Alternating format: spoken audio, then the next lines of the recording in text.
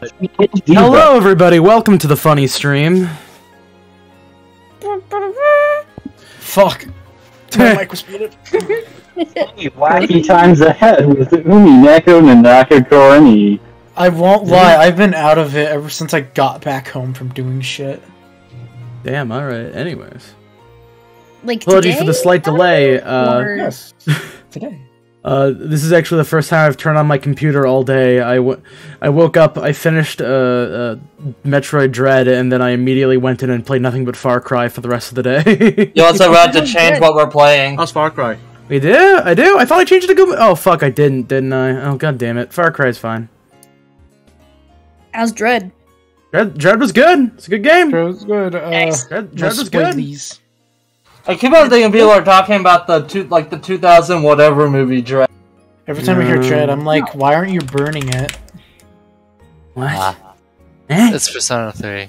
Why aren't Good you final burning the Dread? sequence? Yeah, it's got a good final sequence. It's good. Oh, I just now got the burn my Dread joke. I will burn my bread. I can't believe the actual song on Spotify was called that. Dream is the Thanks, I guess. Go away. So From a soundless in the fucking thing, how do we want to play that out? We'll roll with the punches as they may. Okay. So I guess the plan is that we don't have any? The plan is they will know when the time comes. I've also got a question for you, Orange. How many subscribers do you currently have? On Twitch, we currently have about 15 subscribers.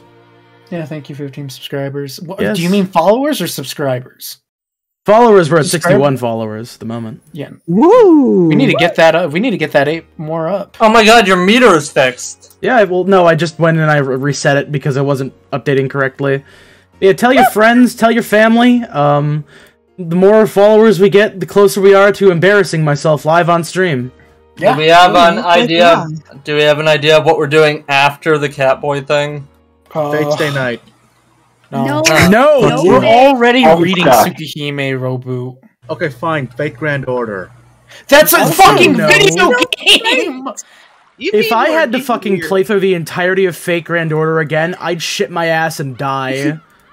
Yeah, what do you mean For again? me, there's some people in here who do not want to get into the Fate series. It's complicated, it's messy, and most of the time there's something ecchi going on. So, technically Actually, speaking, that's I a haven't bit played of through the... during college, when I was bored and didn't feel like paying attention in lecture, which was constantly, I literally just...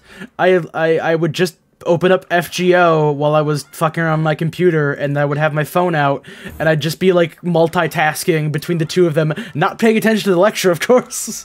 As you do in college. Yes. Oh, hey, Dairy Man. And it is worth mentioning, yes, hello, okay. It is worth mentioning that I didn't watch a single cutscene. I just played through it because I was bored. Oh, kind of like how you did with FF14. Sorry. Where the Although to be flying fair, you didn't fuck? miss much. Where in the what? What? Flying hold Foot on. where? What's the matter? Okay, there we go. Are you okay? For some fucking reason, I do pop out streams for the readings, and like for some reason the little pop out screen was just hidden off where I could click on it in the monitor. Alright, good, just making sure and seeing if the game audio is capturing, which it is, because we had a little bit of an issue with that yesterday. I forgot for like the first 30 minutes of the stream. Wait, for Golden Fantasia? They're not Golden Fantasia, it was for the Last last Umineko Umineko stream. session. Fortunately, it was silent for a good chunk of it, and we were having technical issues, so not all of the music was lost.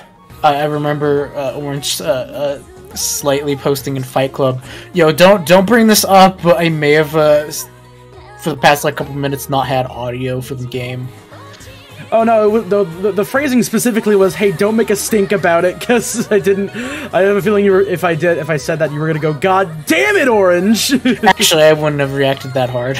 I mean, as long as our audio is heard. Yeah, it's fine. As long as you can hear me, that's all that matters. Oh, I'd be more annoyed. Audio jungle. Alrighty then. Everybody, get on the fucking Discord stream. Literally Right everyone. now. Get on Discord the stream. board. I already streamed it. What the fuck are you talking about? Okay, started. Whoa. God, sorry, just needed to hack up a loogie and hack up a hairball. Nice. I'm good. Wait, a hairball? What? Figure of speech. Are you okay, Con? Yes, Do you have any brain yes, I am. damage? This episode of Umineko is brought to you by... These nuts. This episode of Umineko no Naku Koto ni is brought to you by The Witch Hunt. Is the witch hunt a thing? The translation team, I think. Yeah, the wasn't it? translation Yes. team. Oh, okay. Yes. The makers of the That was good an interesting translation. Yes. Yes. This is Actively... like that's why we had the whole fiasco in the beginning with me, like with us having to like fucking speed read through everything again because I didn't have the witch hunt translations on and it pissed me off. You had the inferior one that said Curie's hit catchphrase wrong. Wait, is Witch Hunt the good one? Yes. Yeah. Yes. Alright. Yes. The stream is brought to you by Witch Hunt. Oh, He couldn't flip-flop the checkerboard about. evil battler be like, keep the chessboard in the appropriate position. You gonna dance on the chessboard? I am going to say something very unorthodox for this scene. This is where it'll be groundbreaking. Roboot, you go. Wait, what? Reboot? Yeah, you Reboot, we You have go. given Go. you character. we have given you a character. Yes, Go. I will never forget that. Hey, what kind of voice should I go for? Just do your natural voice, honestly. It happened in April of 1987. I received a certain strange request from a friend. There was a large collection of books, the former possessions of a very rich man, that were being sold at auction. And it was thought that some of them might have been extremely valuable to the study of archaeology and folklore, as well as in an occult sense. So this friend wanted to witness their worth confidentially. That was 87. Half a year after the crime on Rokenjima. Correct.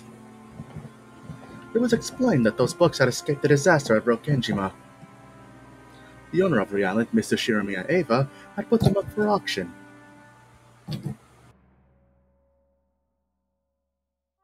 This was apparently a high-class restaurant. A middle-aged man was sitting across from Angie in a secluded and quiet seat. Amakusa could be seen by the entrance. He's probably keeping a lookout for pursuers from the Sumadera family. The scholarly man across from Angie spoke politely, but with enthusiasm. He didn't lay a finger on the food in front of him, so you could tell how excited he was as he spoke fervently.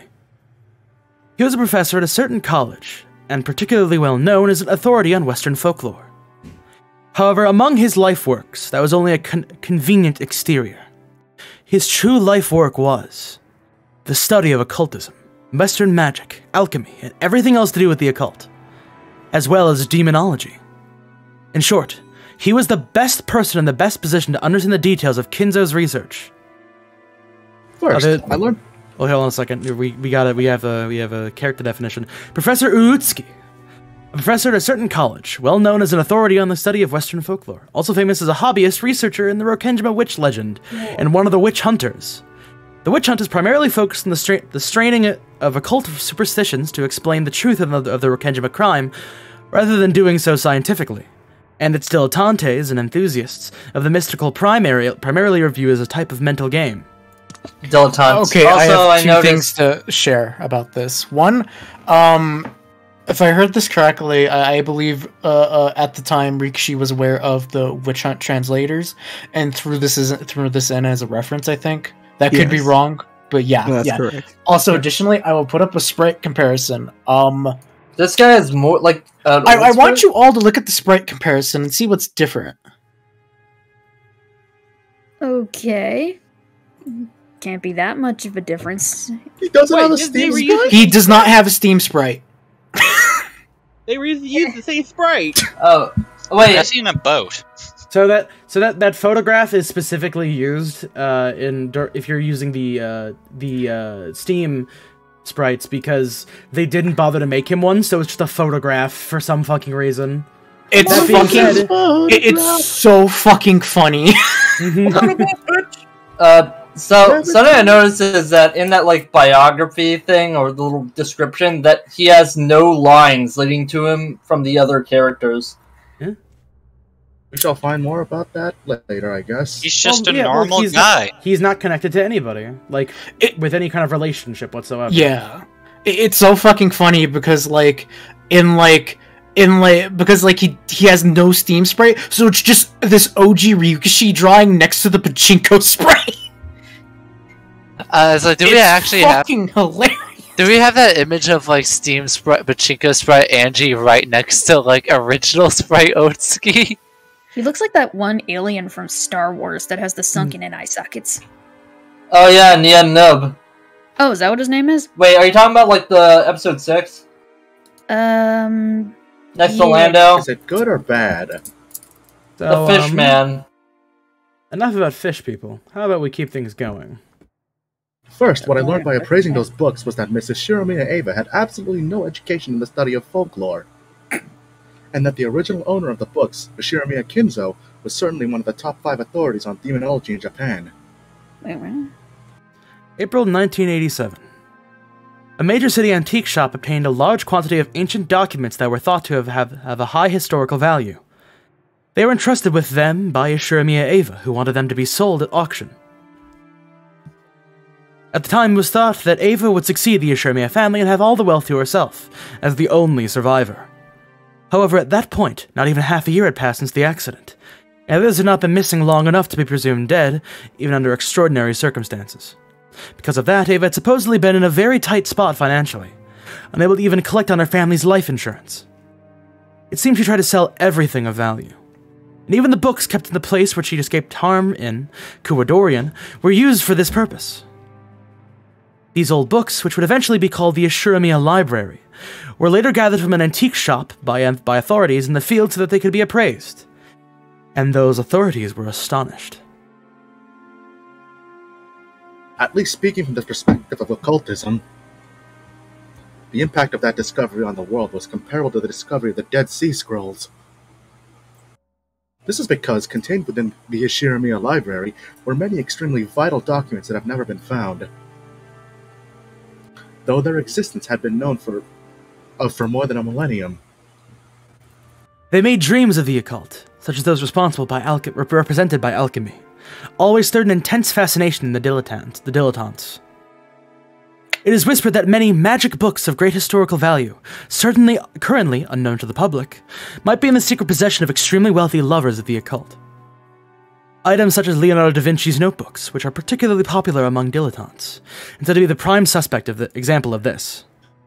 So that approximately 5,000 pages of those notebooks currently exist, and that over 10,000 have been lost. But some researchers believe that a large part of this lost portion may be monopolized by certain enthusiasts and members of the extremely rich. It is said that because of this, even now, dilettantes, who can't help but seek those, spare no expense to search around for quietly hoarded away in unannounced notebooks. There's probably no doubting that Shiromiya Kinzo was himself one of those dilettantes. No one knows what Kinzo went through to obtain those, but there can be no mistake that he used the vast wealth freely, buying them off other rich people with the same hobby as him. Those books, which were so valuable that enthusiasts could never satisfy their desire to hoard them away, were discovered in large numbers at the end of the 20th century. And their release to the public had given the entire world a massive shock. Because of this case, the name Rokenjima became known across the world. The world was also shocked to learn that, in all likelihood, a large number of even more valuable undiscovered books were lost during the accident on Rokenjima. Because of this, the names of Rokenjima and the Shiromiya Library will remain in our memories for all time. Our memories. I think this is still me going. Our memories. Yeah. That R probably meant the occult neck of the woods with the same hobby as Kinzo. Because of that incident, the name of Rokenjima had taken on a vital meaning in the world of the occult.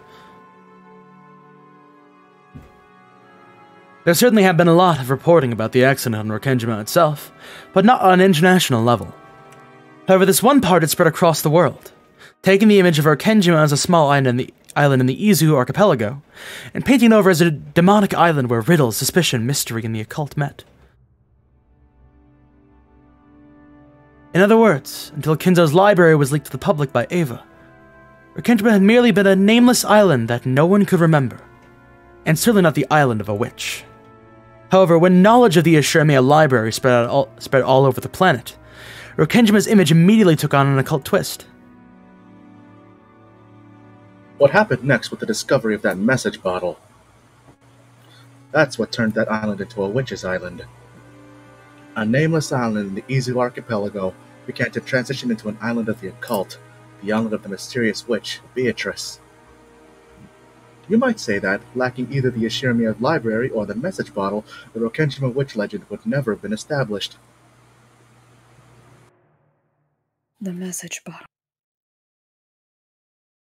Yes. A form of communication to an unspecified target by throwing an empty bottle with a letter sealed inside it into the sea. It was once famous as a way of sending an SOS from a deserted island, but because of the influence of a certain prominent foreign detective novel, it has also become known as a method of confessing the truth after one's own death, like a time-delayed will. The case of the Rokkenjima message bottle was certainly one of the latter. This is the thing everyone says a fisherman on a nearby island picked up? Correct. We learned that a young fisherman on Shikinejima picked up a wine bottle with a letter in it. This young fisherman kept it just out of curiosity. Then, because Rokkenjima had fallen under the world's attention due to the Ashirmia library, he announced his discovery. Is there any chance it was a fabrication made by the fisherman? Of course, we weren't able to deny that possibility. The scraps of paper in the wine bottle were signed by a certain member of the Ashirmia family, a girl named Ashirmia Maria. However, after looking at the writing left on her former belongings, it was confirmed that this message was written in a different person's handwriting. A different person's handwriting? Correct. At the very least, I believe there can be no doubt that it was written by a person more skilled at writing and of a greater age than her. There's a very high likelihood that someone faked her name when they wrote it. Therefore, at that point in time, the contents of those scraps of paper were thought to have a very low credibility. However, later on it was confirmed that a similar message bottle had been recovered from the nearby ocean on the day of the accident by the police in their search for lost articles, and this caused a sensation. It seems that, due to evidence from the surrounding area and the fact that the bottle had been sealed, the police had decided that its likelihood of being on fabrication was low, and that it had been abandoned no earlier than a few days before the accident. And the handwriting for both matched. This caused the credibility of the scraps of paper discovered by the fishermen to rise. It seems magazines and the like have reported on the contents of that message bottle repeatedly, but would you like an explanation? No. I know about it. More or less. Many scraps of paper had been stuffed into both of the wine bottles. It was an extensive notebook written by someone calling themselves Ashirmia Maria, but who wasn't Maria, and which told the events starting the day before the accident and up until the day of the accident in a diary-like way. And its contents had been the beginning of the Witch Legend serial murder incident, as well as the Golden Witch Beatrice's puzzle. This bizarre diary-style notebook described how the Ashirmia family members, nailed down on the island by the typhoon, were caught up in a ceremony for the resurrection of a witch, and killed one by one in inexplicable ways. And in the end, the Golden Witch Beatrice revived, and everything was flung into the Golden Land. It was written almost as though it was a complete account of the events of those days. Also, it depicted the current situation on the island at the time in great detail. And the former servants who used to work for the Ashirmia family gave testimony that it had definitely been written by a human who knew the inside details of the island.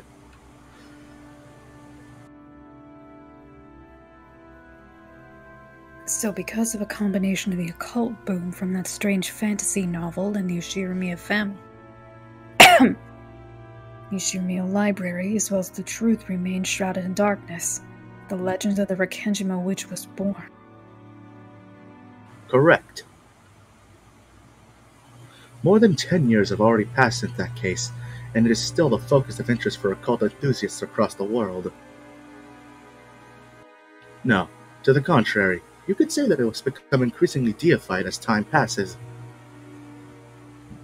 There are still many enthusiasts who try to secretly land on Rakenjima, even though it's prohibited. Could there be another message bottle that has still not been discovered? And on that day, what really happened on that island? There is still much to be discussed. As though he had finally remembered that he'd been going on and on for some time, the man took a gulp of water. His potage was getting cold, but it seemed that the man's hunger had already been blown away. I'm pretty sure I heard the fisherman's scraps of paper and the police scraps of paper had completely different contents. Correct. Due to that, interest in the Rakenjima mystery increased even further. Inside both bottles were diary-style notebooks on which was written an account from the day before the accident until the day of the accident.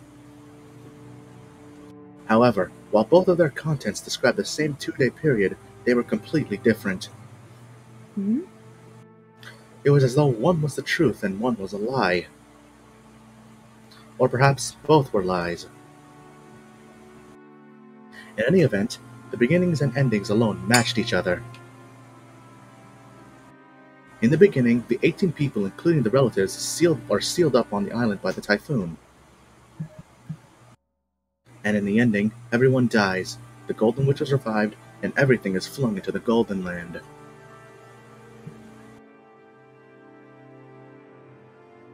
The contents of both message bottles wrote about in the events of the day before the accident and the day of the accident. The details were completely different. Both diaries outline a serial murder following the epitaph of the witch. The order of the sacrifices, the way they died, and even the tale of the 2 days were different. However, in both, everyone died in the end and the witch revived, making for the same general plot. Because the only survivor, Mrs. Shiramiya Eva, has remained silent about what actually happened on that island, the events of that entire 2-day period are shrouded in darkness. These 2 diaries presented a full 2 theories to wipe away that darkness. Those 2 days could be explained with either of those 2 diaries. However, we don't know which is correct, or even if there's anything correct contained within them.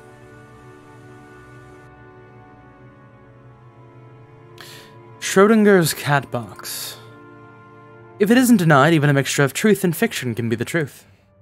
Through the media, these scraps of paper had of course been shown to Ava as well, but in the end she never broke her silence. Who sent the message bottles? And why? Earlier, in this special issue for the crime's 10th anniversary, a certain magazine took that topic up for discussion in a grand manner, didn't they? That theory seemed to be the one garnering the most support lately. But it is rather dull. What is that thumping? Reem is scratching his legs on the floor. Sorry. What happened on that island, on that day? It'd be itchy. Considering this question is the true charm of the witch hunt. The witch hunt? Yes, the Rakenjima witch hunt is the name of a group of enthusiasts who try to explain the truth of that crime from an occult perspective.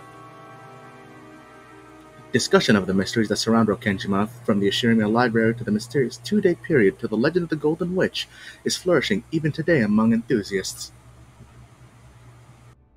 For the 10-year anniversary, an international convention was held in New York. I also participated as a representative of Japan. I was able to intermingle with zealous overseas witch hunters in many ways. Witches are a very popular category overseas. The age span of the participants stretched from elementary schoolers all at the bottom, all the way to famous cultural figures at the top. Even in Japan in recent years, there was finally... You probably don't need any more explanation, but he's one of the most famous Rokenjima witch hunters in Japan. Even though I didn't ask anything... Oh. It's talking in the first-person perspective. This is probably Andrew. Yeah. Even though I didn't ask anything more, he kept continuing on excitedly all by himself. As I swirled the thin film on my potage with my spoon, I shrugged my shoulders and sighed. Looks like researching about the brand message bottle really was a waste of time.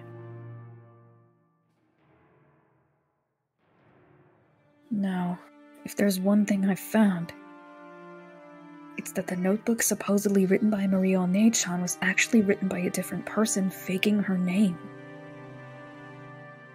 And that person wrote up an occult legend on their own, threw it into the bottle as though it was the truth, and flew it into the ocean. I have a question.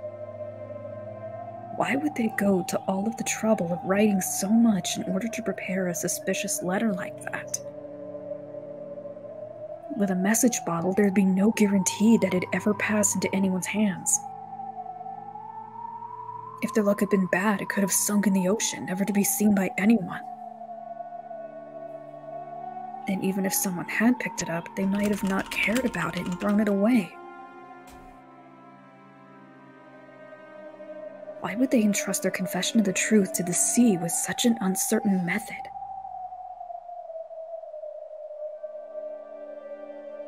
And why would they write up multiple differing tales?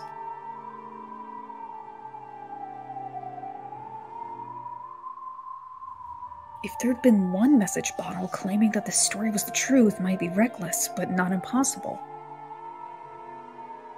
However, because there were two, that made both of them doubtful.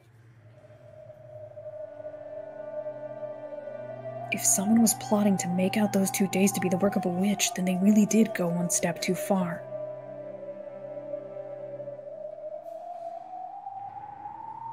And because there were two, it suggested that an undiscovered third one, or possibly even more, might exist. In other words, the two differing contents makes both of them harder and harder to swallow. But despite that, the contents of both matched in that they told of a witch in a tale.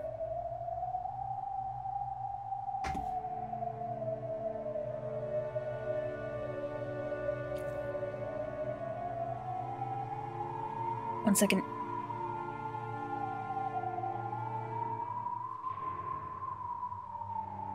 Apparently, I can't spell Schrodinger's cat to save my life. Shitballs. Oh, wait, do you have a TV going on in the background? I don't hear anything. Oh, I was wondering if you were talking. I was hearing like some background noise. I've already... Wait, can you actually hear it behind me? I was hearing it at times when you were talking. Okay. I think you might have confused it with the ambiance going on in the game. Oh, maybe. So is that the main point the writer wanted to get across to us? It seems to me that the only possible explanation is that someone who wanted to give rise to an illusion of a witch carried out this crime for their own enjoyment. However, the 17 people other than Aunt Ava lost their lives, and a vast wealth or maybe even 10 tons of gold had moved around secretly in the darkness. I'm sorry, Josh, are I you... ask you to mute yourself so you're not eating chips live. Oh, wait, what? I thought I muted myself. Fuck, sorry. I'm not eating anything. Live on stream. I'm not. He's trying to eat hot chip and lie. Amazing. Man was crunching hard on the shits. Can't believe he was eating gobbling cock live on stream. Anything. I love that me and Orange decided to say something at the exact same time. I was gonna say, I was wondering what that was. I just thought it was static from a microphone. No, that was bag noises. It wasn't even a bag. It wasn't a bag. I can't believe Joshy is eating infinite sun chips. Dude, I would fucking love a bag with wait, what flavor? That's the problem, you don't know. It's a mystery. How could you possibly know what chip you get before you open the bag? It's an infinite bag. Would you not just Anyway, look at the bag? At any rate, the second half of this line. It doesn't feel right for a confession occurring after that to bring up this illusion of this witch. Even if we ignore the magazine's theories, it's very doubtful that the message bottle really was a diary. After all, the amount of writing was massive. It's hard to imagine that someone actually caught up in the middle of a serial murder like that would be able to calmly write it down.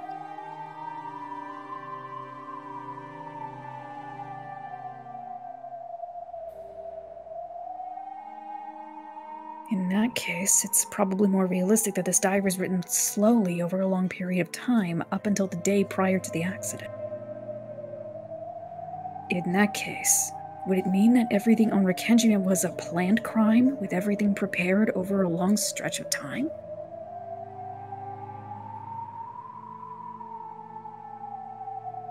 The fact that Aunt Ava left this world without saying anything is infuriating. She definitely said it on her deathbed. She definitely said that her... Whoopsies. Sorry. That's okay, just get to it. She definitely said that her reason for not telling me the truth was because it was her best way of harassing me.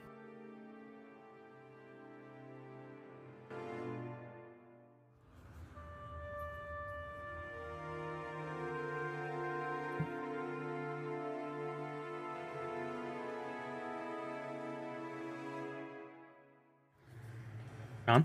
1 second. Writing out notes. Okay. Yeah, by now it's painfully obvious. Of all the things Aunt Ava did to harass me, this was probably the last and the greatest. But thinking of it this way, it's pretty doubtful that Aunt Ava is the true culprit. Of course, that's not because the handwriting on the message bottle was different from Aunt Ava's or anything like that. It's because in both tales that were discovered, Aunt Ava was included among the victims.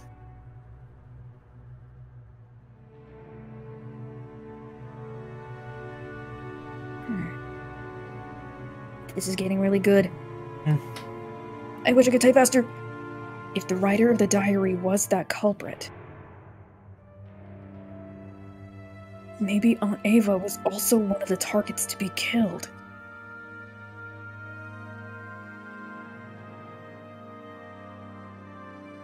Maybe Aunt Ava had survived because something had gone wrong.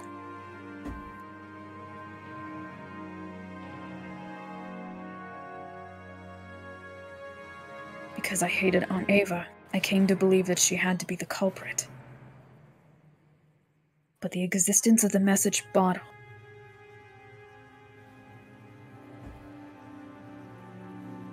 makes me suspect that the mastermind is a far more profound and unknown person than her.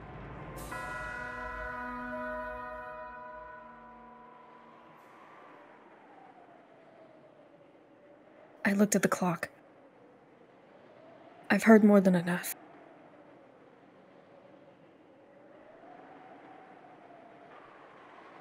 It's time. As he continued to speak fervently, I suggested that I wanted to bring this discussion to a close.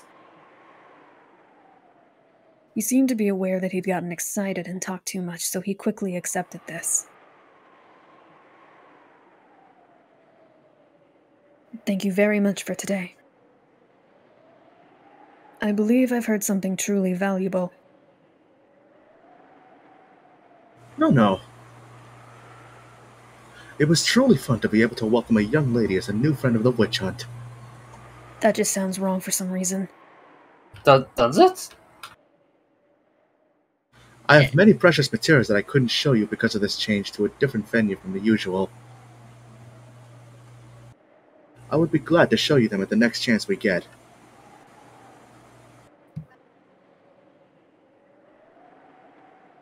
Thank you, Professor. Could I ask one more thing? Yes, what is it? Professor, why are you interested in witches? No, in occultism and demonology. Well, that is somewhat embarrassing. Hmm? A daydream I had in my childhood, that if I could use a mysterious power, I could take on even the biggest of bullies. Went on to become my life's work. After all, the primitive desire of admiring unknown powers is universal today as it ever was in the past.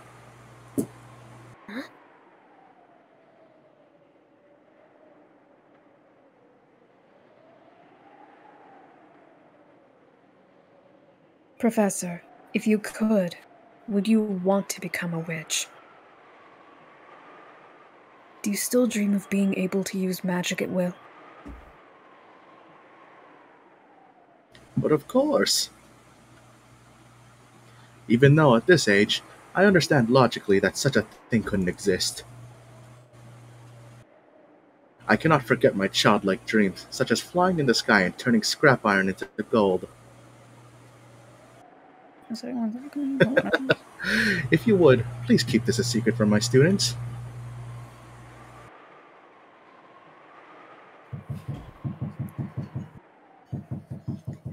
Riri. If I told you that I was a real witch, would you believe it?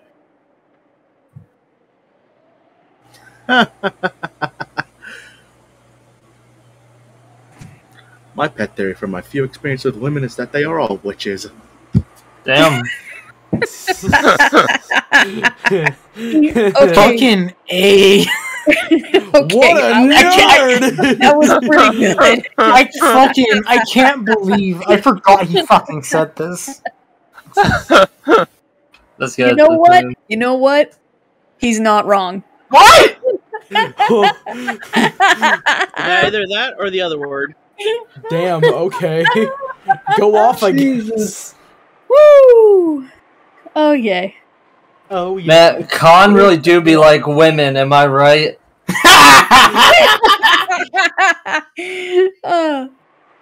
Where's that gift from Gravity Falls where it's the old God says. Manos witch and she's holding the magazine that says, "Yo, witches be trippin'."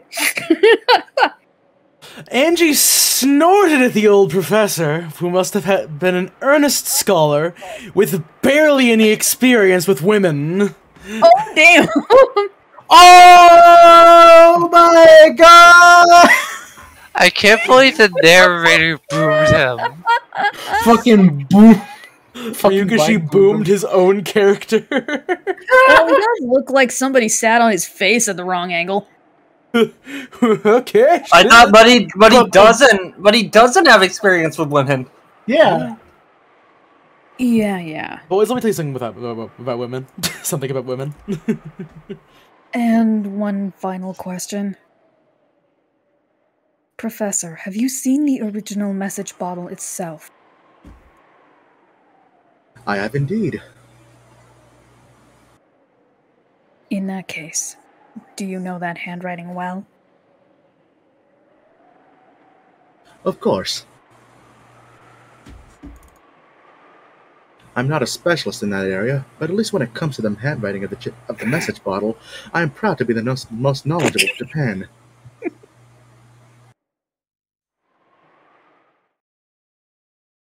At that point, Angie set a book on the desk with a thud. And this is... I've never seen it before. He prided himself on his thorough knowledge of all literature related to Rokenjima, and he looked bewildered at this binding that he hadn't seen before. Ignoring him, Angie silently flipped through the pages, opened to the one of them, and showed him. On that page was a handwritten paragraph beginning with, "To my beloved witch apprentice." And at the end there was a signature in katakana that said... I was about to say. Good old Kakatana. This is... a katana made out of words. I just can't leave without my buddy Superfly. The instant he glanced at it, His face went pale. She knew the answer before asking, but Angie asked it aloud anyway. Does the handwriting in the paragraph on this page match the handwriting in the message bottle? Well, I must take this home and investigate more. But pardon me for asking, but what in the world is this book? Where did you get it? The man stretched out his hand, but Angie pulled it back, as though telling him not to touch it with his filthy hands. Thank you. Just that reaction is all I need. Thank you very much for today, Professor. Here's the reward I promised. As she stood up, clutching Maria's diary, Angie carelessly tossed a wad of 10,000 yen notes. I'm sorry, 10,000 yen notes. Wrapped with a strip of paper onto the table. As Angie turned her back to him and made to leave, the man raised his voice as though clinging to her. But Angie didn't stop walking. I beg you! What in the world is that book? I don't need a reward. Show me that book! Both you and I are in the witch hunt, but it looks like we aren't pursuing it at the same level. You're entertaining yourself with the outside of the cat box. Outside of the cat box. Yeah. And what I want to know about is the inside of the cat box. Yeah. And this book is the key to open it. It's too good for you. Well then. Goodbye, gentlemen. Have a nice day. Please, wait! Sumadera-san! His voice didn't reach her. She already joined up with Amakusa and gone off to the car.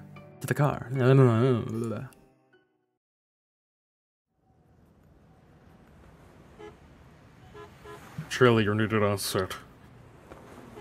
Huh? Shelly, you're needed Shelly. on set.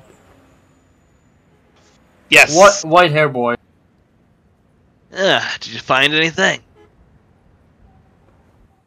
Only at the very end. I was right. The one who wrote the message bottles was Beatrice herself.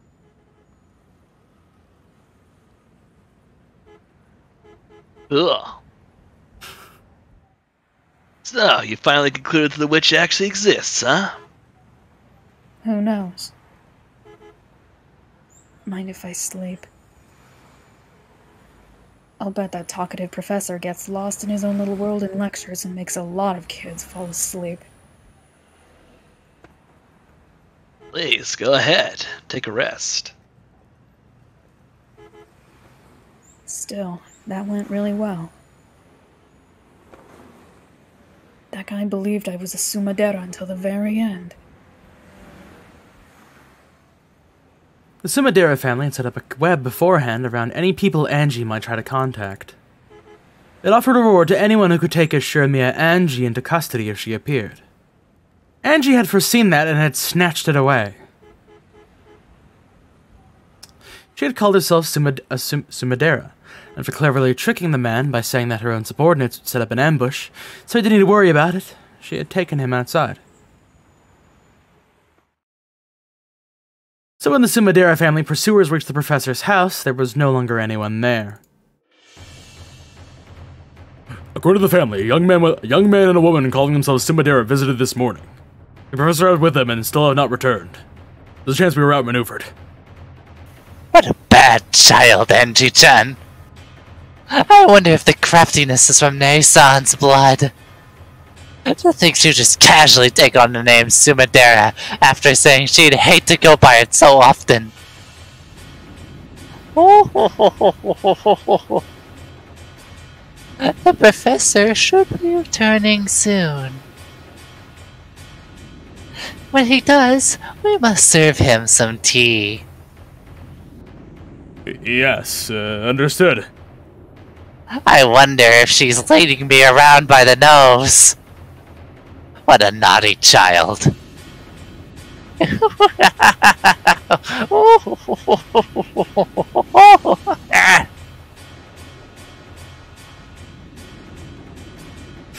With a demonic look on her face, Kasumi violently stamped her heel.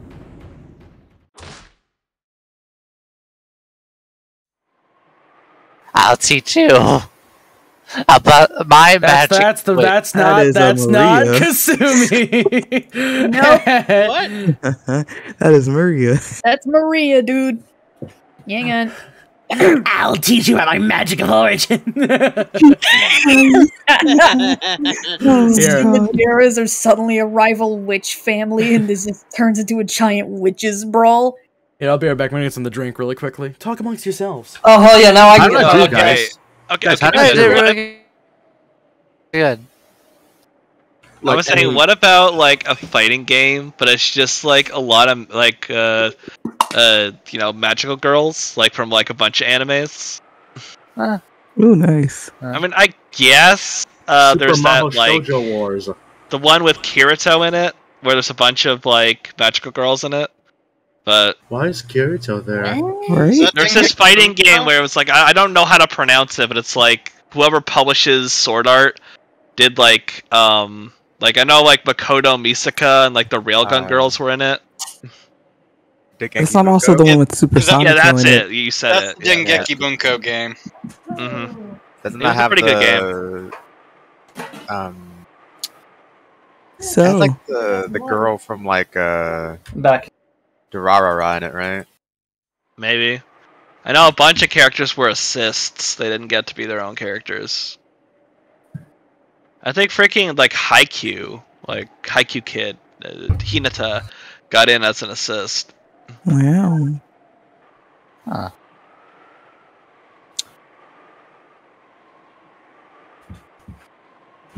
So how we liking the mystery? How'd you guys like my voice? Oh, that's pretty good. Very good. Did a great job. Yeah, let's see one more. Oh, it has the girl from the incest anime, yeah. What? I always love your voice, Robo. Which one? Oh, Ray- Emo. Yeah, that one. Oremo. She's playable. Oh yeah. Whoa, what's her Wanting super to fucking marry her her brother. brother? I don't know. I really brother on hate top that of her that enemy? anime had like I've never watched it, but I really hate that it has such a banger OP.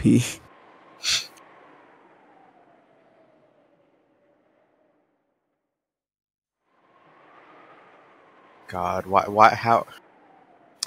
is that like a fighting game character? Don't think on it. It's Japan. And it's just a like No, it's so true. Anyways, listen, man. With enough creativity, you can give anyone a moveset. I mean, they gave Sailor Minimoon with an oopset in that like Sailor Moon fighting game, and she's basically just there to like Isn't power her up moveset Sailor Moon. gun? I actually Yeah, forgot. she turns her thing into a gun. It's also a gun.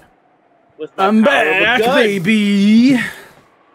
I've got food and drink. Anyways, whenever you want to start up, Con, you're good to go. 1 second. Sorry.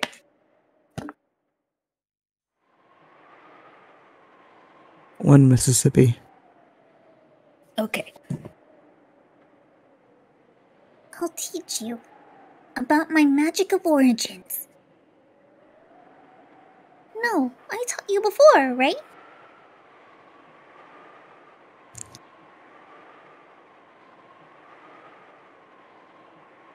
And you used it before.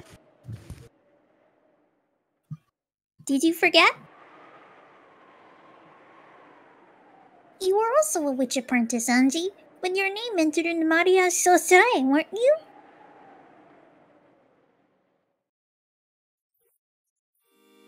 I was also included among the witches, wasn't I? I closed Maria's diary and flopped down on a very high-class looking bed.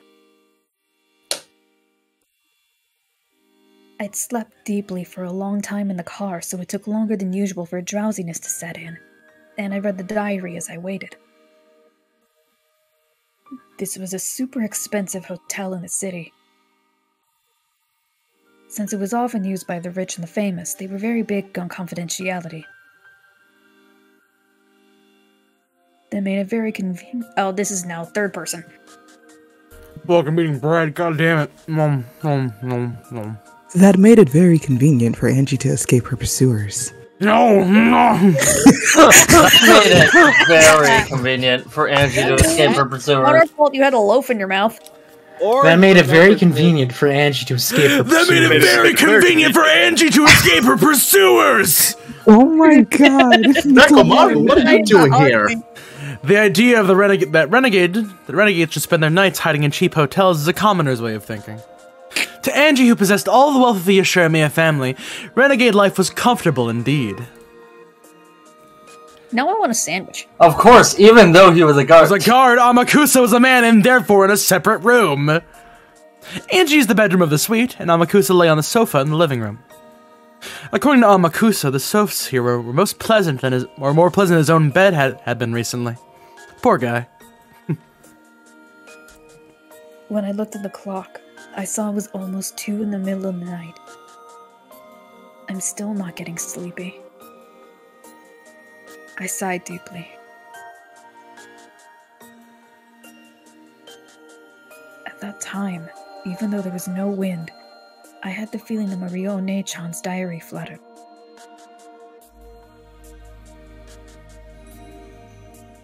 Then, Oni-chan appeared. Her form was no longer the normal one I'd known. She was wearing the dress that Beatrice had given her after acknowledging her as a witch.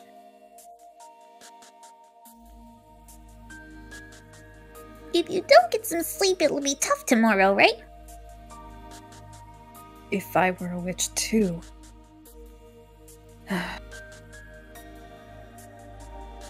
I'd be able to use magic, wouldn't I? Yeah.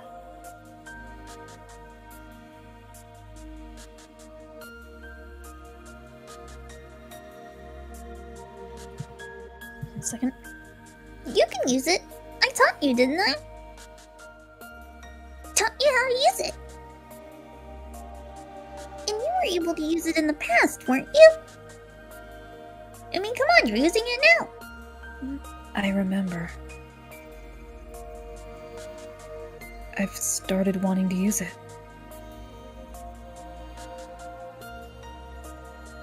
Are you starting to feel lonely? Not really. It's not like having a different pillow every night is that tough.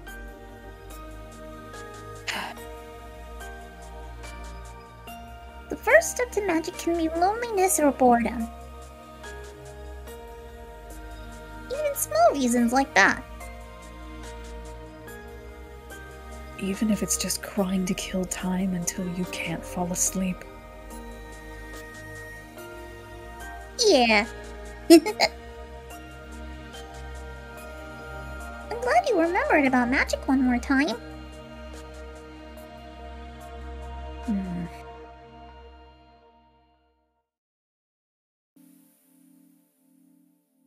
It's been quite a long time since I last used magic.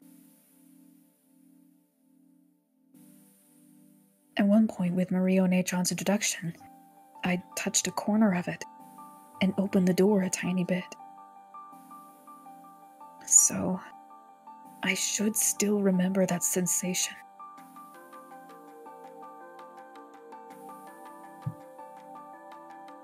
Right now, your magical powers decline significantly, Anji.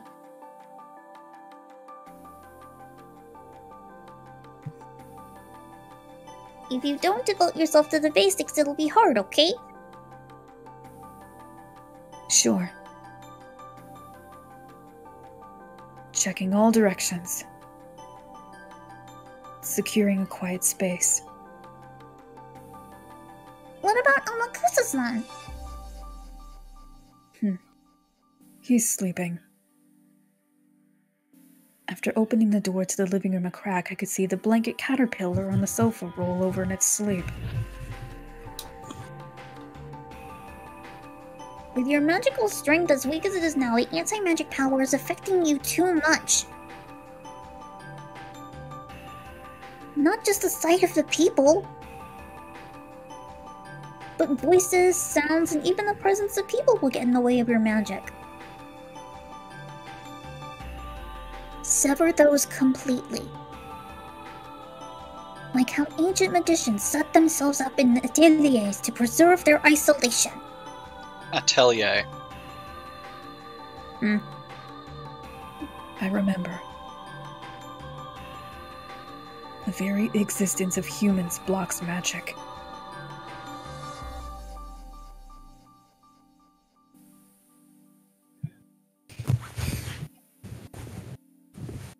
You there, B. Therefore, Yeah, I just the laughed too very hard. act of showing magic to people is the sign of a high-level witch. Obtain a quiet space for yourself alone. That should be enough to prepare a space to use magic. Next is the vessel. Right now, it's important for your bike to at least have training wheels. No, a chain.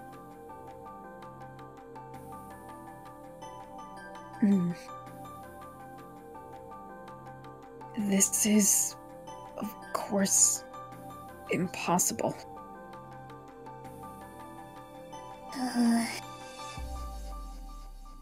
And Angie rubbed her own head. She wore her accessories there, with pink gems attached. That's a little childish for Angie, but she never took them off, not even as for a single day. Yeah. It really will be impossible for you now, Angie. And if you had practiced every single day since then, you might have gained the ability to summon with that by now. If I were to start training now, how long would it take? It's said that a year of magical training for a child is worth 10 years for an old person. You need a lot of determination. Insert Undertale meme here. You mean like Ushiromiya Kinzo? So just like the piano and the violin, getting a special education from a young age is huge when it comes to magic.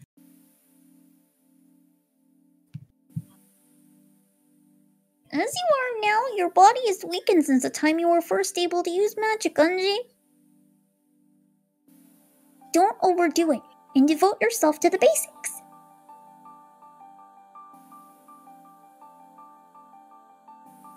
After stubbornly rubbing those things on my head one more time, I gave up. Then I started fishing through the knapsack, looking for anything that might make a good vessel.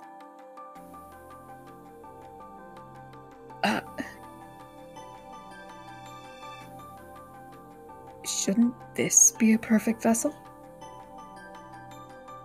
It's been a long time. Yes. With this, I think even you should be able to perform as summons as you are now. And they have no master now. It should be possible for you to become their new master, Unji.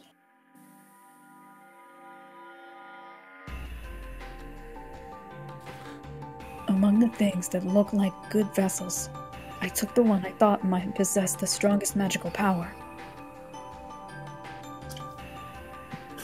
and set it on the side table near the bed with a clatter. It was a shady-looking, stake-shaped weapon with an occult design inscribed on it. It was one of the 7 stakes of Purgatory which the witch used to offer sacrifices.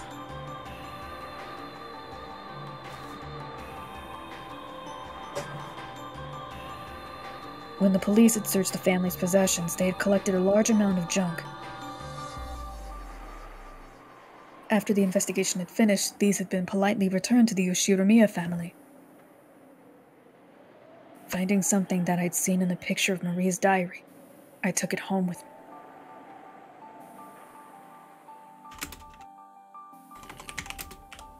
Originally, there were 7 stakes of Purgatory.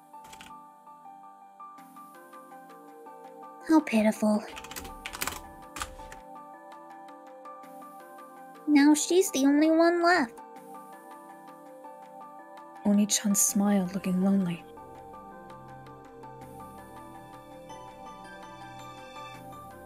I pulled another book out of the knapsack.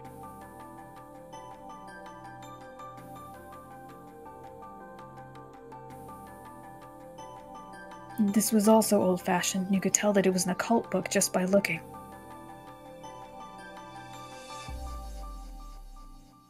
But its contents were plain. It was one of Mario Nechan's elaborate notebooks. This wasn't a diary. This was a grimoire, which she had written as a witch.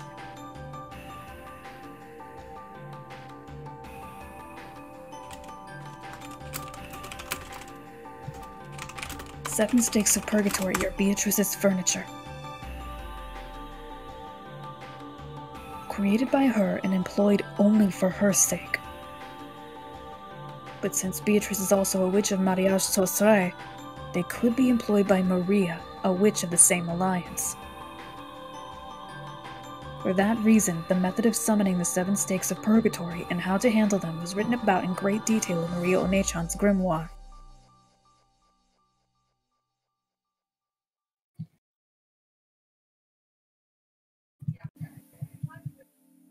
And,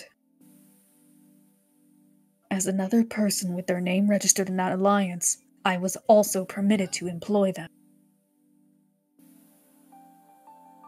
Which of the 7 sisters is this stake? Their characteristics are written about well in my grimoire. The Sisters of the 7 Stakes really hate it when you get their names wrong. Remember their names well before summoning them.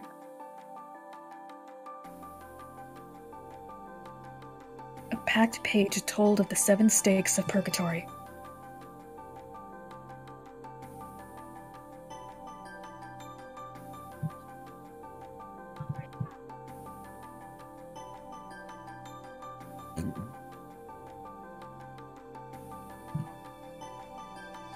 One second, sorry. I'm taking a quick note here.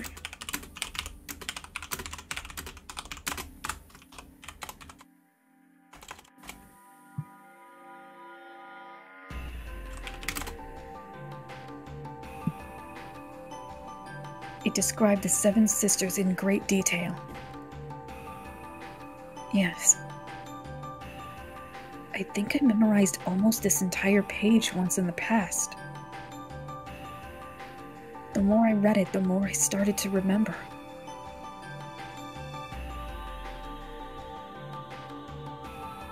By the pictures and characteristics written on the grimoire, I could tell that the stake in my hand was Mammon's stake.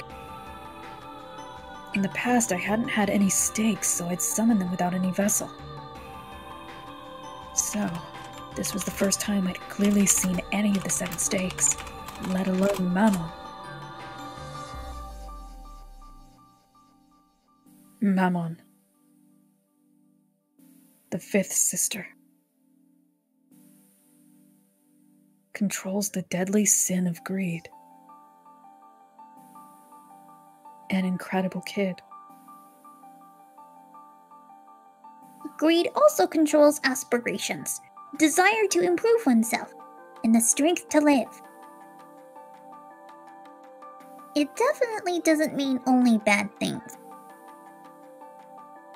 She's rude, but she's a girl who tries really hard.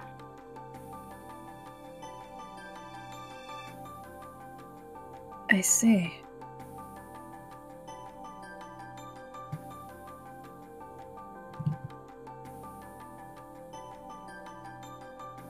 You could say that without the desire, there's no reason to live.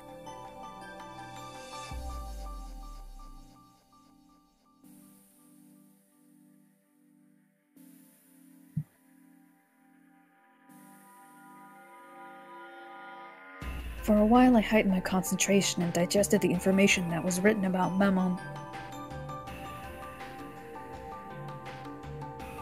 The more the summoner knows about the target that's being summoned, the better.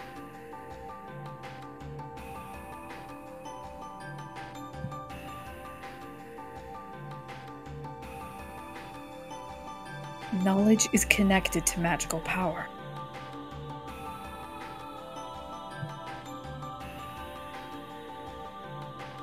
I began to fill my head with knowledge about Mammon, raising a necessary amount of magical power for a summoning.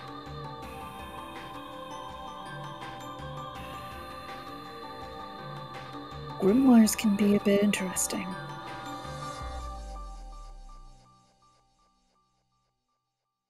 This might be much better read than some lame novel. It really takes me back.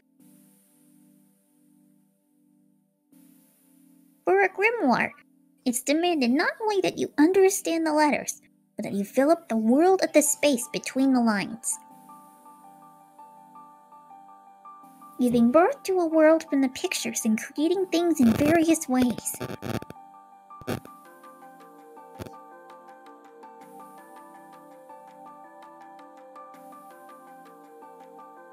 One second.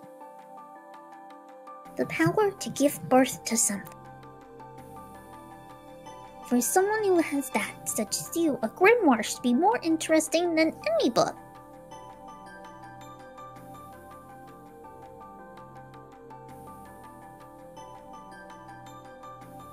I've always known that you'd be able to understand that. That should be enough knowledge of Mammon for now. Yes. I've remembered it, more or less.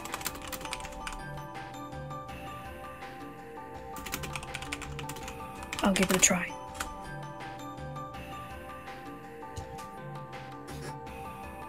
Take care. In case the worst happens, here is my talisman. The Treaty of the Alliance won't protect you right now. That Mammon is a bit of a quick trick. And she may still bear a grudge. Good luck with that! Be careful! Yes. I'll wear it. The 7 stakes of Purgatory, as furniture used to make sacrifices for a ceremony, were treated as beings inferior even to weapons. But that was only when compared to other demons.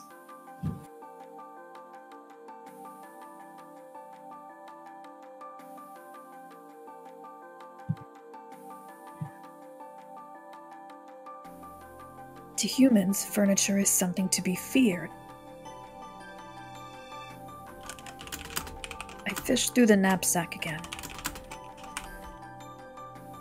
Took out a bracelet charm with a scorpion medal that I'd gotten from Maria One-chan long ago and put it on my arm.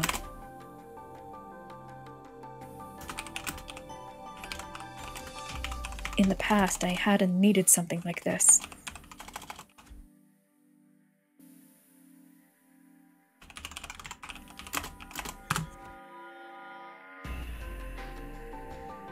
But I need insurance. It's okay. That has already been fitted with the required amount of magical defense.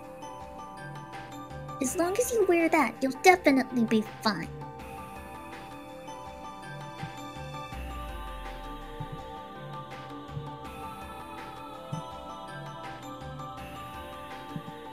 Maria One-chan's magic power, which had been specifically put into this charm, had been enough to earn even Beatrice's admiration.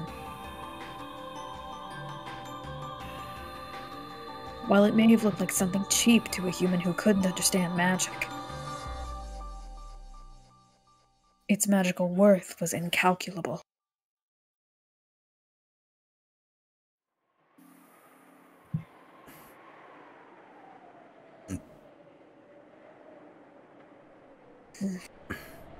Come, arise. Forgive the sin. One of the 7 stakes of Purgatory. Mammon of greed.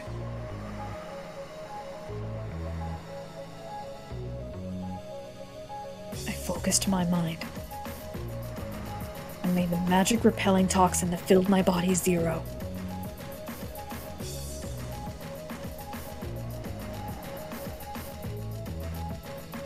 Imagine an untainted, vast space. Doubts and common sense all resist magic.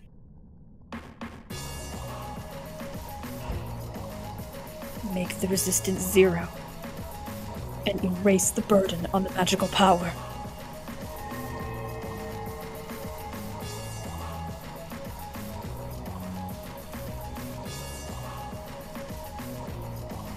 Inside my head was the image of space. It was a nighttime world where I floated in the air, and the neon stars over the ground sparkled. A world where the stars that should have been covered the sky were wiped away by the light from below that covered the ground. In the world of vast night sky with no obstruction, I imagined the wind blowing through it at will.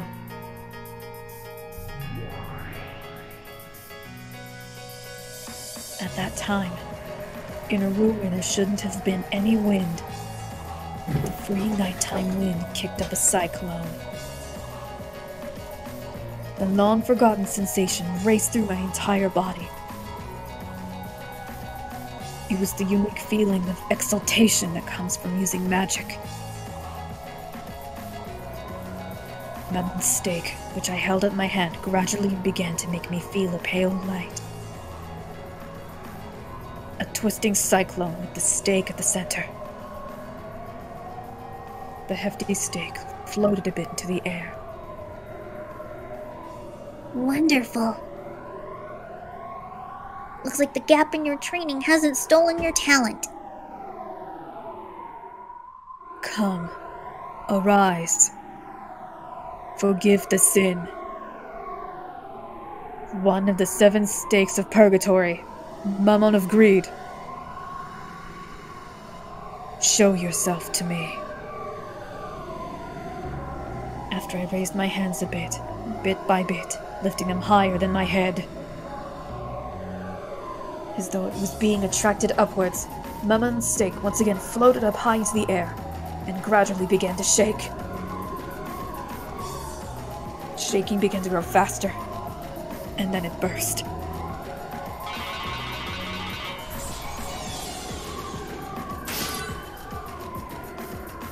With a speed faster than the eye could follow, it flew around, violently rebounding off of the walls of the room.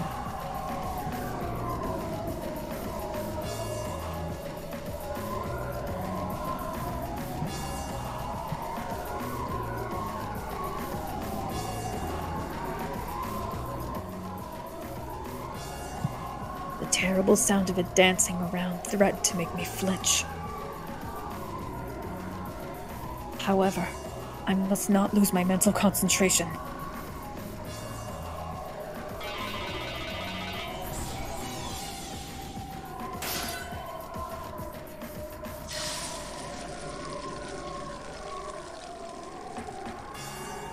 Then, the stake, which had been flying around at an incredible speed, finally stopped and faced me.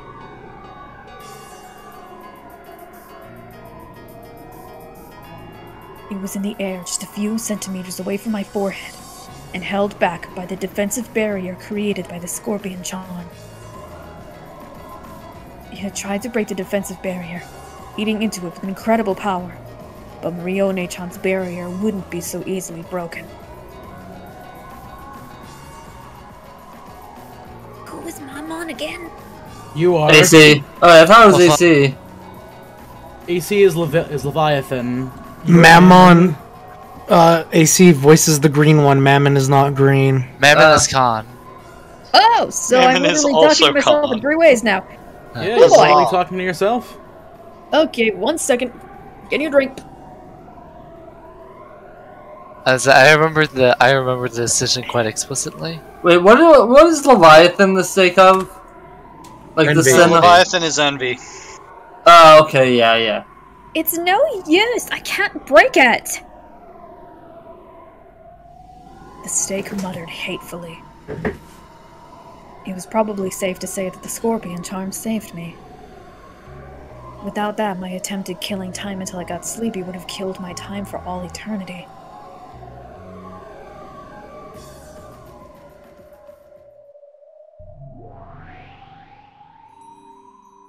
When Memon's stake realized it was unable to gouge me, it gave up and grew docile, changing its form into that of a human. In that same outfit that I'd never be able to walk around outside in. Although you could say it suited her in a demonic sort of way. Jesus.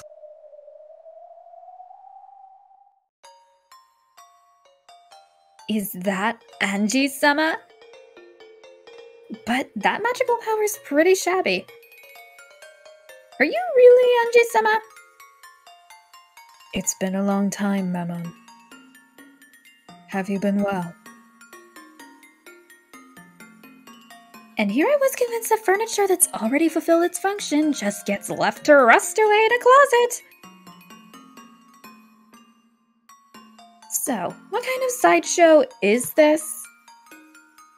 You aren't gonna say that you're my owner, are you? Because if you are, bitch... Yes! Oh goddamn, what is that little rat thing? Anji is your master. Lady Maria? How unsightly of me. Ugh. Was that barrier just now yours? Yes! I thought that as she is now. Anji might just gotten finished off by you. I lent her a talisman. Ew, I fucked up. If Lady Maria says Anji-sama is my master, I cannot refuse. Anji-sama, please state your orders. If it's me you need, are you going to perform a new ceremony? With new sacrifices? Of course, that's only if you're willing to handle me yourself and get your own hands dirty. That role isn't something I'm asking for anymore. All you have to do is talk with me like you used to.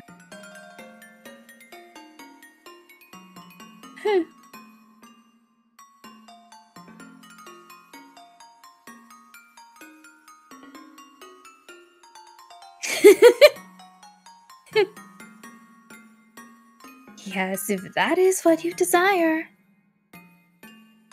Furniture is furniture because it is used. I mean, come on, what are you sitting on your ass for? It is an honor just to be summoned. Anji-sama. Memon had a slightly complicated smile on her face. She accepted her new master because Maria had told her to. But it looked like she hadn't gotten over her discontent at working... Oh, this is third person. What? She accepted her new master because Maria had told her to. It looked like she hadn't gotten over her discontent at working for Anji, with her frail magical power. Perhaps she had seen some other reason for hating Anji. But for now it seemed that she couldn't disobey even if she wasn't happy about it. So, what should I do? I don't know. Just do something lively. Like old times. Well now, this liveliness you're talking about is probably from when we sisters were all together. It may be difficult by myself. Did you forget? That's right. The seven sisters were really lively when they all got together. But with Anji's magical power now, I think summoning just Mammon is the best we can hope for. The stakes for the other 6 have been lost. My apologies, Lady Maria. But maybe it wouldn't be possible to summon the 7 sisters via my own stake. If I am to be used, I'd hope Anji-sama has at least that much power. Right? Mammon grinned. Apparently she... Oh. You. Gonna cut out there, G. You go. You talk. Apparently she wanted me to summon the other sisters without a vessel. Bitch. I see. Since she's unable to satisfy herself with being summoned alone, she's asking for the other sisters to be summoned as well.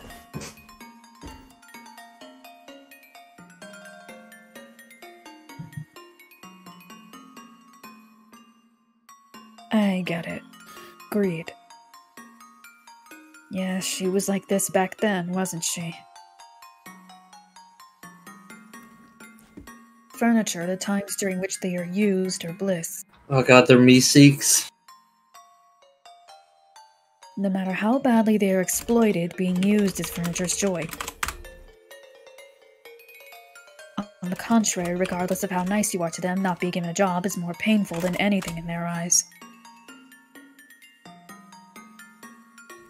Mammon spoke in a challenging way, but she wanted me to summon the other sisters somehow and rescue them from the world of nothingness.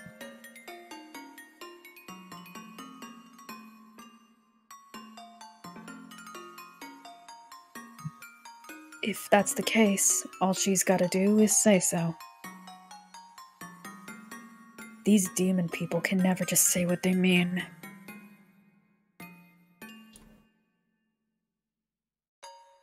Anji, don't overdo it.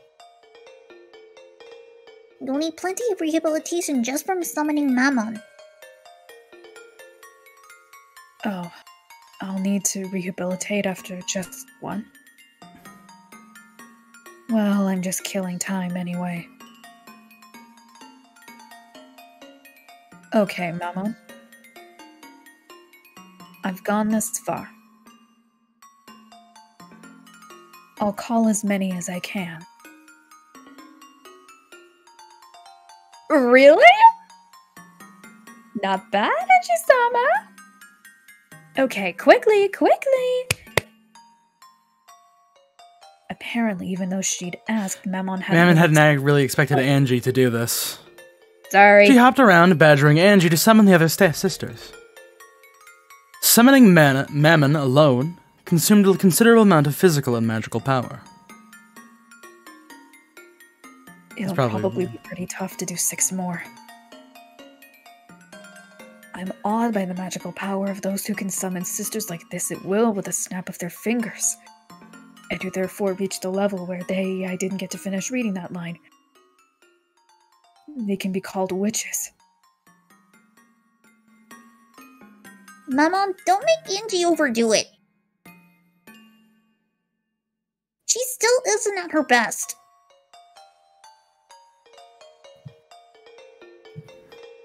What? Ugh. Anji-sama said she'd summon everyone! Actually, I only said I'd call back as many as I could. I never said that explicitly. But sure, make up your own narrative. I guess that's greed for you. Don't overdo it, Anji. You should rest for today. You're tired enough. It's okay. I'm just killing time anyway.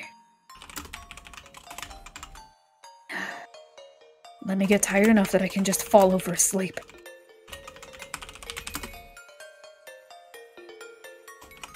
This time, there's no vessel.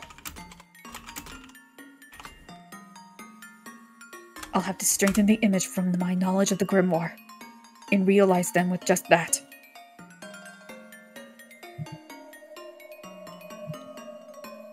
held my hands out into the air, replacing my head the sensation from when I'd summoned Mammon.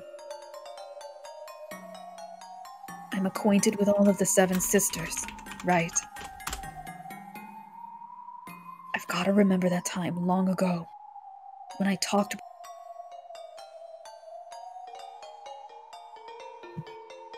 You cut it a little bit down. The very end. When I talked with them. There you go.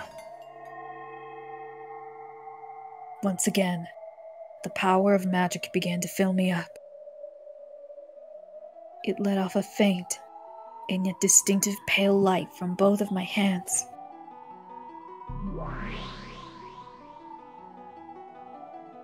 Hanji-sama! Hold on, good luck! Oh shit. Hey, you Lady Maria! Hanji-sama's definitely gonna summon everyone, right? The 7 sisters will get to be reunited again, right? Right? Yeah, definitely. But there's no guarantee that it'll happen tonight. Hanji-sama can do it! Okay, please, Hanji-sama! Start with the youngest sister, Asmodeus. The 7th sister. Got it. I'll call them in order, starting from the youngest. A strand of hot sweat dripped down from my forehead. This really is gonna be one hell of a burden to carry.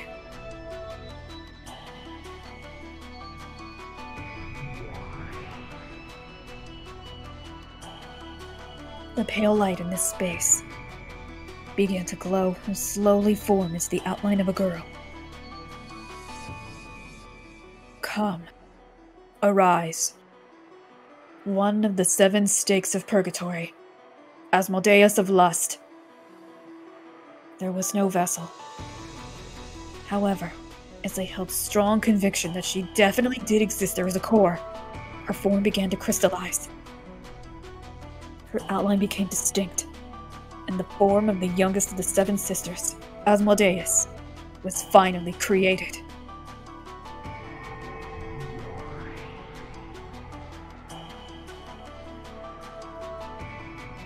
Asmodeus of Lust, right here.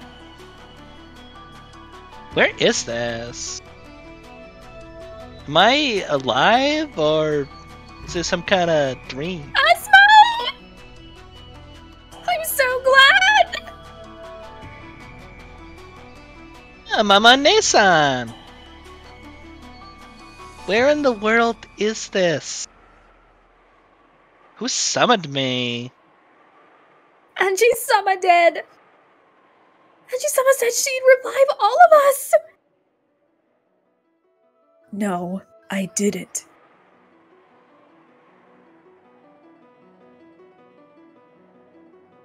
Hanji-sama, thank you! Do Belle's next. She's cute. Please? Beelzebub. The 6th sister. Beelzebub of gluttony. Come, arise. At this rate, I wonder how many he'll be able to summon.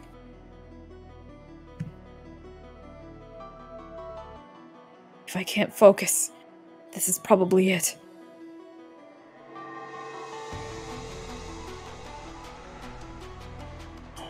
The pale light made an outline and formed into Beelzebub. Beelzebub of Gluttony right here.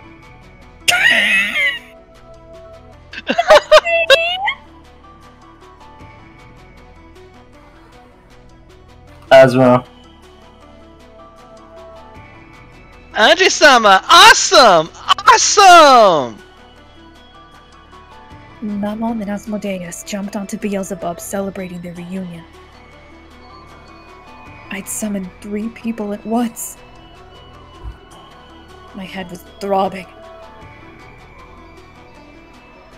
Gotta summon the next one, without stopping for a break. Come. Arise. One of the 7 stakes. Belphegor of Sloth.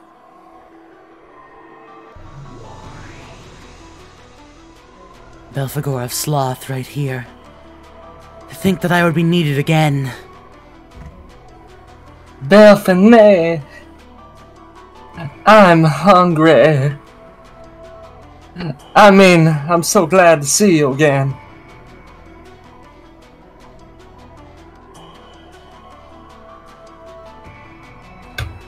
Charlie.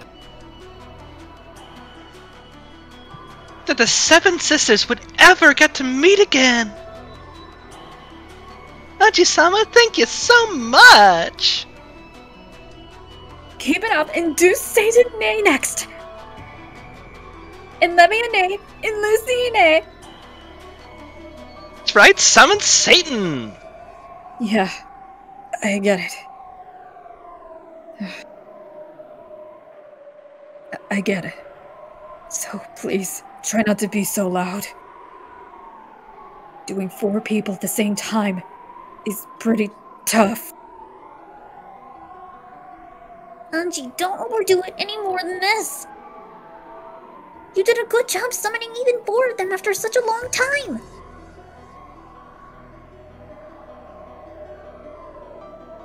Stop it, Mammon. Right now, Anju-sama is being pressured with the burden of summoning us. Anju-sama, I beg that you do not strain yourself too much. No way! Anji-sama promised. She said she'd play with all of us again. No, Right? Anji-sama? You said everyone would meet again. You promised that we could meet again right away. Ugh. It's right. I promised. I didn't promise anything about when, but I certainly did promise. So keep that promise. If you don't, I'll never forgive you for forgetting it until today, Anji-sama. Never! Come. Arise. One of the 7 stakes of Purgatory. Satan of Wrath. My mind's getting hazy. But I'll call. Even though I'd forgotten about those days.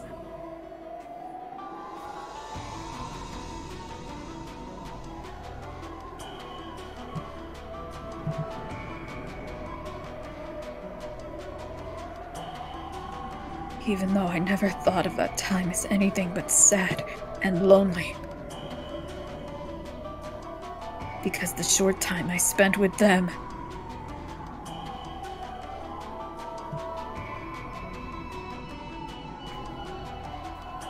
was fun, without a doubt.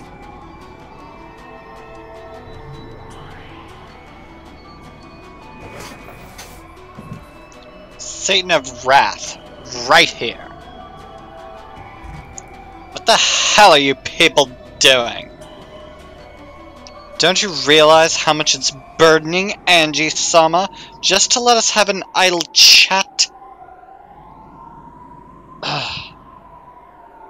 Satan, who had apparently figured out the situation immediately after being summoned, cried out in a loud voice telling her sisters off.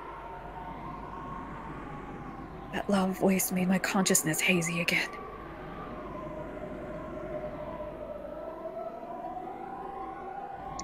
We are furniture who have been granted rest by Beatrice, and whose duty has been finished. Not only are you not honored, being given another chance to be of some use, but you're putting a burden on our new master, you disgrace to all furniture. Erase yourselves! Right away! Yes, it's like Satan says.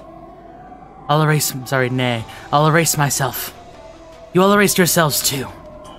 In this moment, that's the best way for us to be of use to Angie-sama. No way.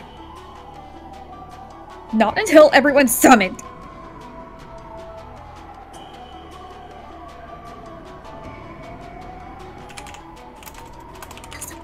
Oh, same here. I'm hungry. I mean, I hate to leave again so soon after being reunited with you all. Don't be so selfish. Come on, erase yourself quickly. Come on, Asmo. Disappear right now.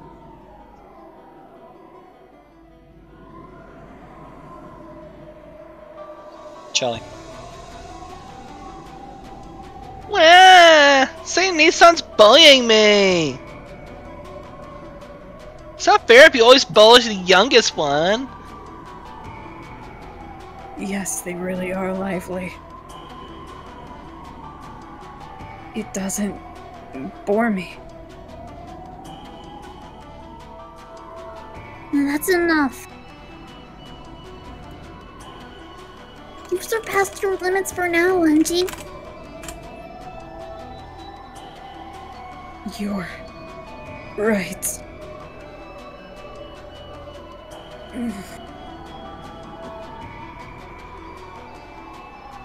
With the 5 of them summoned and messing around as they pleased,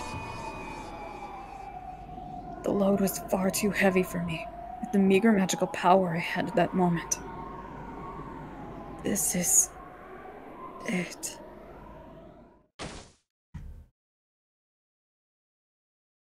As my consciousness went hazy, I fell over onto the bed.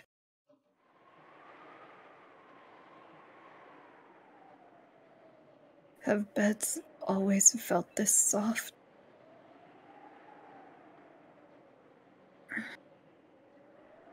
It seems that the sisters were still squabbling together as much as they liked. For a way to kill time until drowsiness comes to get me. This is enough. Feeling something warm and nostalgic in the liveliness of the sisters, I sank into a world of deep sleep.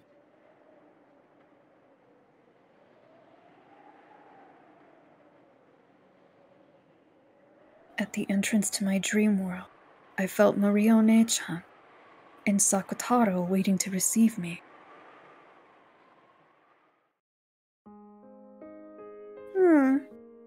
You worked hard. And good job. Are you? Welcome back, Angie! Damn it, he's too cute! Welcome back, huh? Then I should respond like this. I'm home.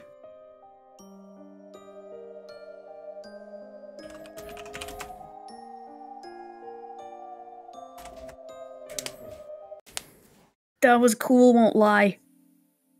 Yeah, I managed to keep most of my attention. Alright, which is upbeat. It's about 11:30, so I guess now we'll have to shift into a discussion mode, because unfortunately we can't bust out another chapter. No, I imagine it's long. Every single chapter thus far has been long. I mean, I assume that, well, you know what, yeah, they usually go for about an hour per chapter. I mean, like, we're at, what, about an hour and a half? Actually, closer to 2 hours for this particular chapter. Or for that chapter. I was excited to keep going. Either way, I'm perfectly fine with that, because holy crap, that was a long chapter. And so full of content. Also, may I ask, is Roboot's character, man, I said Roboot this time. Is That's Roboot's your fault. Yeah, that is my fault. Is Roboot's character going to show up in the future? We can neither confirm nor deny. Alright. Nah, word. But yeah, I would keep going, but I also have to get up for work tomorrow. Yeah, I have actually, I wouldn't call it an appointment as much as it's just I have to talk with a counselor for the CAP services over at my college. I made it a month ago, and because that was the earliest they could have gotten me in. We got you going. Alright, thoughts. Make them. Well, 11 a.m. is when it is. Alright, thoughts. Make them. Let's make thoughts. Let's brainstorm. Thoughts. Holy shit, dude. Just the sheer amount of information in this chapter alone is leaving me salivating. I've got that thirst, man. I hate that I now see the furniture as Meeseeks. From Rick and Morty. Hi, I'm Mr. Mason. You will get that out of your head now. No Rick and Morty allowed. Because then you will get it the fuck out of here. It's a funny show. Enzo is basically bird person. Bone. Think of it this way: when the Meeseeks fulfill their friggin' quest or desire, or at least their request, they explode. I mean, they kind of. I mean, these girls disappear. I mean, these girls still disappear, but I mean, it's like. I mean, I'm just referring to the part, man, I am hearing myself have your thing. I was just referring to how they just love to do jobs, and how they hate to not do jobs. Like it said. Look, I'm not the type of person to turn Rick and Morty to a meme, it's fine. Hey, we're getting a little off topic. Let's continue. Let's talk about Umineko-centric content. Last thing I'll say on that, though, is it just sounded a little disturbing. But interesting. I didn't know. It was a small reference to similarity. Let's continue. Well, it was really fun to see the sisters again. I find it odd that it seems like they know Angie. That's very odd. So by accident. Because I was under the impression she is just now getting into the whole magic shenanigans, and I am wondering, how do these two have history? At what point did they start talking? How were they summoned? Why were they summoned in the past so a younger Angie could have talked to them? The way I'm thinking about it is this. Her name is already in the known? The magic book thingy, the document. The Grimoire of Ice. No, not the Grimoire. What is it? Fuck. Mariage, whatever. Mariage Sorcier. Thank you, the Mariage Sorcier. And she was younger than Maria. So, of course, she would have actually had the same experience, and she was taught magic by Maria as well. I thought her name got entered when she was an adult. I thought it was after Eva died. No, this was way beforehand. This was back when Maria was still alive and is still about 9 years old. Wait, that's when Angie's name got entered? Maybe before. When did it mention that? Maybe a possible year beforehand? Wait, when was that mentioned? Did I miss something? What? When was that mentioned? Did it say that? Did it say that's what age Angie was whenever she was entered? I'm just making an educated guess. Oh, alright. I'm pretty sure they stated sorry. No, I'm pretty sure they stated like Angie's current age, which is like 18, and like they stated the years that the original Rocket Drama took place and this current thingy is taking place. Wait, Inner Circle, did they say when her name was entered? Like what age she was? Not state, but her name was written in the thing. Okay, they have not stated when. But it had to have been when she was really young. Because she hasn't written her name in currently, it's already in there. Which means at some point in the past, she also met the 7 stakes. That opens up a lot. That opens up a lot of shit. It does, at the same time, it's also a little Like, I figured that her first experience with the shit was whenever she was talking to Burn Castle. It could have been her re-experiencing it. Okay. That definitely opens up a thought that didn't occur to me. I figured that Burn Castle was her first experience with any magic bullshit. No, but you do have a point. This opens up a whole bunch of other doors. Yeah! If she was exposed to this magic at a young age and was fully aware of it, then that means her abuse with Ava would have also rendered her almost incapable of pursuing or even knowing more magic than she already did. Damn, Ava really did break her down.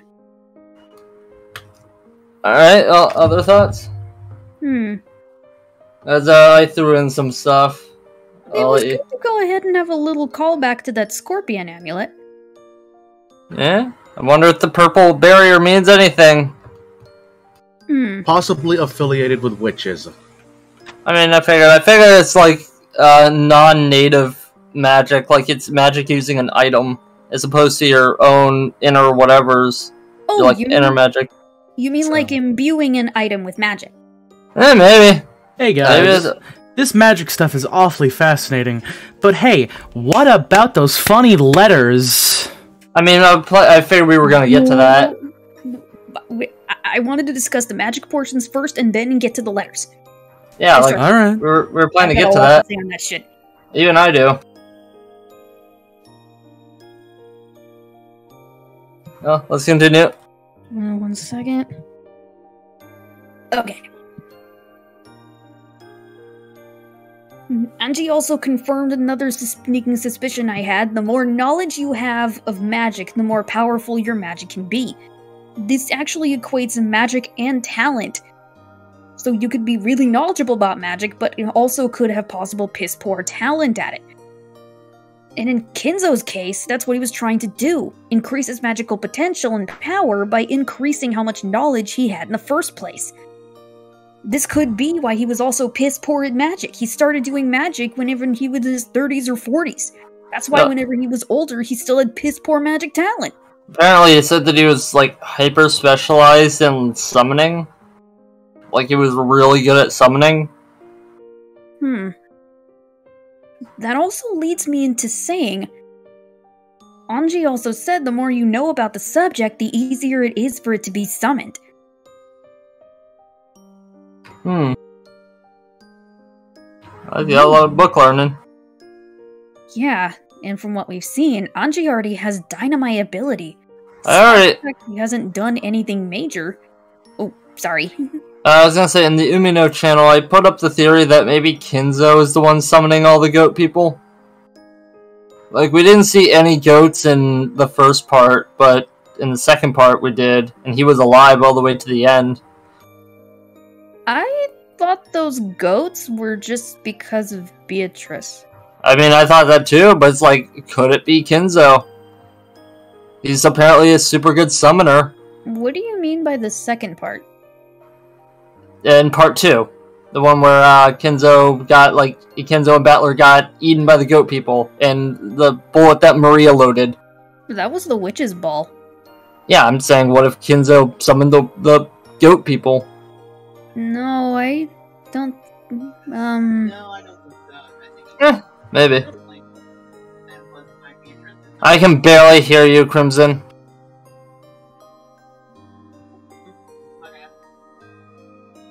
Yeah. We cannot hear you, Crimson. We can't hear Crimson you. appears to be in Void World at the moment. Can you hear me now? You're still underwater, but I still hear it, but I hear you now. Crimson has been banished to the Shadow Realm. No, I wasn't. Carry on. Uke makes a very solid point. Beatrice is an excellent, extremely powerful witch in all aspects, and the goats are low level, whose benefit is that they can be summoned en masse. Meaning she had more than enough time and ability to summon them. Alright. Kinzo, on the other hand, probably wouldn't even have known about them. So while we can make the case that Kinzo possibly could have summoned them whenever he was doing something else, I think in that situation at the Witch's Ball, he was also too incapacitated to focus. We saw how Anji here needed to inherit focus and clarity to summon even just one of the 7 stakes. Alright, that makes sense. Mm-hmm. I just find it odd that he, the description seemed to be very specific and that he's a great summoner, but I just haven't seen him summon shit yet. He summoned Beatrice, didn't he? I guess. That also puts this into new stark perspective. If he's not crafting furniture, then maybe he's summoning it as well. I mean, I did write that I found it odd that he's making this human servants, but why if he can summon them? Is it a thing so that he's not openly using the magic? Is it have to do with humans being particularly good at countering magic? I don't understand why he would use humans. Is it a result of whenever he was training to get better at magic? Maybe he just wanted human. Maybe he just wanted human furniture. I doubt it. Maybe it's a mixture of both.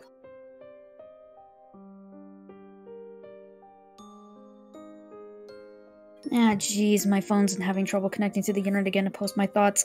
That's just a load of bull honky. I put up another thought of what if Rokenjima is in a time bubble, and outside of that time bubble, normal time is going on. Oh, static. Okay.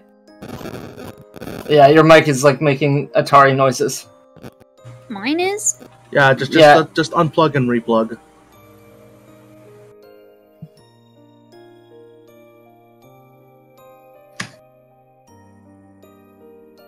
Better? Yes. I think that might have just been my Wi-Fi acting up. I mean, you sound good now. But anyway, so there's the idea of there being two bottles that have two different events on them. And that's my thought of, what if it's a time bubble? What if one bottle was thrown out during the events of part 1, maybe another bottle was thrown out during the events of another part? Given how Rokenjima's kind of trapped in this time loop, I'm pretty sure that already counts as a time bubble. Yeah, but the thing is, is it Robot, be careful with what you say. Remember, it's the events outside are happening in real time, but the events within this bubble might be on loop. This one localized area. Like some kind of causality loop, like from Deep Space Nine? I don't know what that, I don't know. Causality loop? I'm just saying, imagine a big sphere engulfing Rokenjima that is repeating time, where everything outside the sphere is going at normal time. That seems so, tedious. You mean a time distortion field? You keep on using these big words for a very simple concept. So time bubble theory. How does that explain Ava getting out? And yet she still seems to be in time bubble land. That's a good question. I don't know. It could be something broke. Could be that she was allowed out. Who knows? Maybe Burn Castle got her out of there. And I don't mean to poke a hole in that, but if she was allowed to get out, then why is she still in there? Yeah, it could be just another Eva. Who knows? Because if I remember correctly, a causality loop only stops whenever you stop getting into it. I mean, we're dealing with magic. I don't really know how much the rules of logic apply. It's not logic, it's sci-fi. It's magic. I don't think that's sci-fi. I think that's magic is fantasy, not sci-fi. It's and it's magic time travel is still not. Sci-fi. It's still fantasy. But anyway, it's Burn Castle might have planned it. Maybe she managed to get her out by keeping another Eva in. Who knows? If that would be the case, it could have been a plan to get Angie involved from the beginning. If that would be the case, then why are both of the letters written by Beatrice? They share her handwriting. Do they? They did say that it was Beatrice. It did say that. Angie said that it was Beatrice that wrote them. Turn right. Ah. Ignore my GPS that just went off. Have you heard that? You should really turn right. Yeah, I should turn right.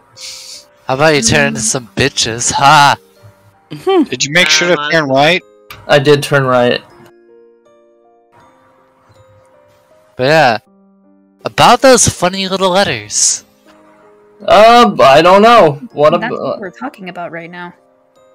I would say We seem to have moved to the letters of discussion. Like, you also mentioned, like, how can there be two Evas? I mean, there's two Battlers, there's, there's the meta Battler, and there's event of the Battler in the story.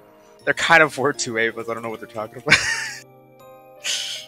Oh, so yeah, there were two Avas. There was a young Ava. There wasn't. I mean, there was Ava Beatrice, like, Oh, yeah. So it's like, so now this theory, so there's like 4 Evas in this theory. I think you're just making it complicated for no reason. I think I have a very good, it's not that hard to understand. It isn't. It really isn't that hard. And it's not for no reason.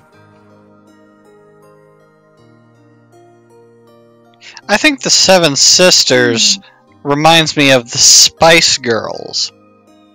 True, there's Scary Spice, which is Leviathan. No, Evas. Like 2 Vriskas. Fucking excuse me? What? I don't know anymore. Vriska is homestuck. Why? Wait, excuse me? Follow me here. Follow me on this. I will not follow you. No. Okay, hold on. Go on, Con. No, you can go, Con. Y'all You have can me go. on my peach iced tea at fucking 11:10:42 at night. Can you guys let Con talk? Like the metaversal talk, and then you've got the layers. Con, I would like to ask you for a second. I would like to ask you for a quick second. Are any of us going to understand your logic on this? Because none of us have read Homestuck. Noir might. Okay, well, what's the point? What's the point of telling him? Explain yourself. Okay. You know how most of the time it was always the trolls in control, and then there were the human kids, and then they ended up doing the scratch, and then there was also the third version. Please summarize it in a way people can understand. I'm begging you. I understand perfectly. I don't know what your problem is. The side of Homestuck, and there's at least 4 at least there's in here in Umineko. There's the future, current Bakenjima, the past 2, which have already been considered as probably pre-scratch at this point, or we can call this pre-scratch, because we're about to go ahead and scratch the record here. None of us get this. None of us. I do. She's implying that it is similar to Homestuck in that it is a storyline that is branching over several time periods that are not necessarily presented in a linear sense. Yeah, that's what I'm saying. Okay, thank you, Nor. Oh my god, Metaverse is just like Persona 5. I told you I was going somewhere with this. Okay, you just went into a place, you described this place with an eldritch tongue. None of us got it.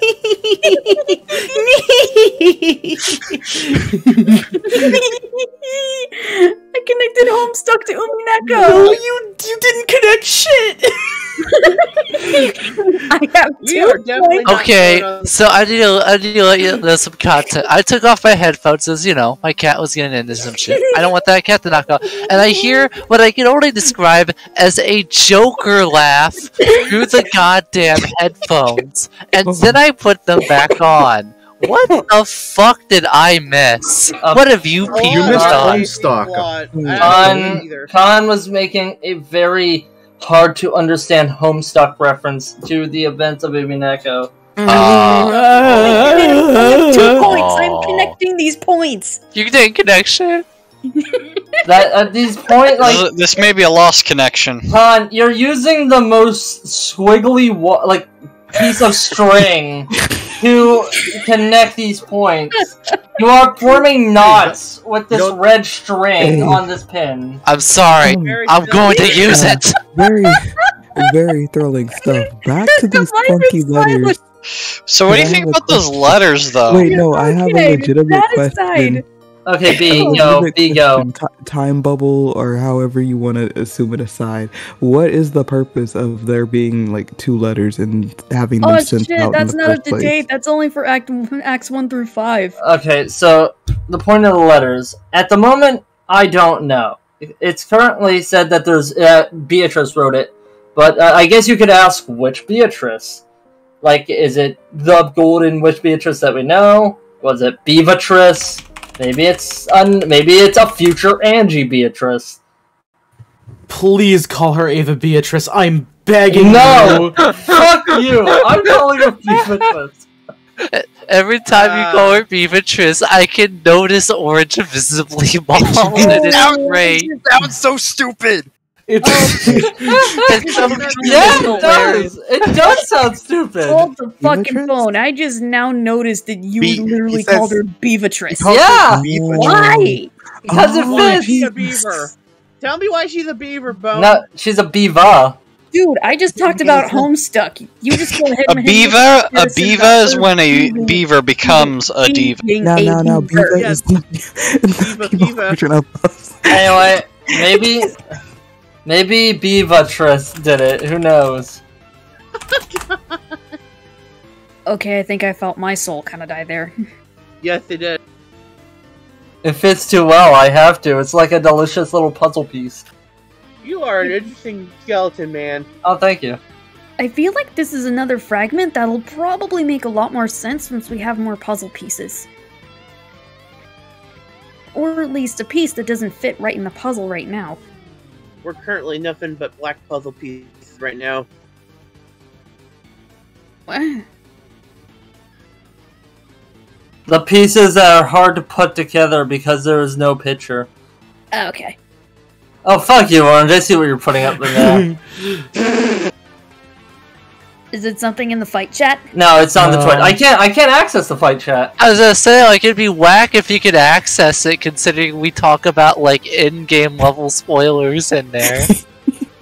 That'd be kind of whack. There's just that Bone in there, nobody else. Nobody else. Alright, so, yeah, so I guess you could put up the theory. I guess I'll write this in notes because I kind of came up with it on the spot. Maybe it's a different Beatrice that wrote those notes in the bottle. I doubt it, but maybe it's like some sort of trick. Maybe it's something else. Who knows? I actually kind of liked the other ideas she had on hand. That they were written of an overarching plot or like some kind of written bottle alibi of these days that happened here on Rakenjima. It's sort of like an overly complex and drawn out crime, I guess is the right word I'm looking for. Yeah, crime. At least like a planned murder or something. That? Give me a confession. Yeah. And I'm looking at this now as a non-magic perspective. That means somebody would have had to make 2 falsified documents for those same 2 days, but with different plots.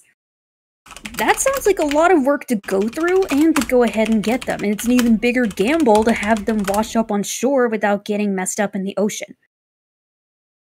One of the ideas that actually struck me for that would have to be an overarching plot to kill everybody on the island and steal the wealth then. If it wasn't Beatrice, and if we try to exclude Beatrice from this and say it was someone else's handwriting that Anji's not familiar with, then who among the island would have the most motive to kill everybody and make a giant alibi like this? Or at least make it so Ava would never speak about it even if she knew about the bottles. I still am very curious about... That begs the question. That's very interesting, Han. If someone was gonna do all that, like, what does that writer gain from making it look like a... Sorry. What would the writer gain from making it, like... Because they both ended in, like, a witch did this, so what would they gain from making it, like, a witch thing? Making the real incident all the more mysterious and unbelievable. Of course, that's one way of perspecting it. One way of perceiving it. Sorry, not perspective. Crap. But, even if you'll allow me to borrow a battler's phrasing here and spin the chessboard... There, I said it. If I was going to make a long overarching crime, I'd want to make sure that if it was isolated, I would go ahead and capture events. But I'd want to make the events seem a little exaggerated. Possibly so if one version did exist that was true, nobody else could refute it because this one had been written down. You'd want to make it detailed as possible. Even writing down maybe things that you ate for breakfast. Just so that way people will believe those parts of the story. Then you'll want to make a second copy of different events. That way it'll put both of the events into description. What was that last word? No, what was the word I was trying to say? Well, I can't speak today. Scruition. Screwish these nuts in your mouth. No. Scrutinization? Scrutinization, that's it, thank you! Wow, I am really losing my edge. Oof. Never mind. And you heard what Anji said in the first place. One message in a bottle would have made it so that way it would have been believable. But two means that it's hard to go ahead and doubt either one as being the truth or the lie. For all we know, they could both be the truth. They could both be lies. One could be lying and one could be telling the truth. If you go ahead and do something like that, then that means the story of what actually happened is all the more up in the air. I was laughing at it. I'm not muted. He was laughing at it. I sent him a funny little image. Continue. Okay. Yeah, that's fair. Anybody got anything to say on this little thought package I've got? Oh, I zoned out throughout the entire thing, but it sounded very smart. That seems plausible. Of course, that's one way to look at it.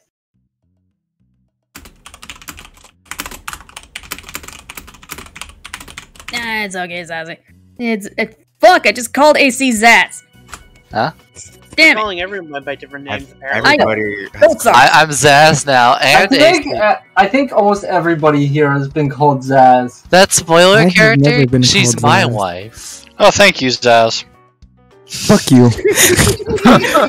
Actually, B, I will say this. I think Khan confused you for SDB one time. Oh shit. Yeah, that's also my bad. That's never mind. Yeah, I was gonna say, I was gonna go there too, and I stopped myself. I mean, at least there's a DB. But anyways, continue on, Zaz. As I was saying.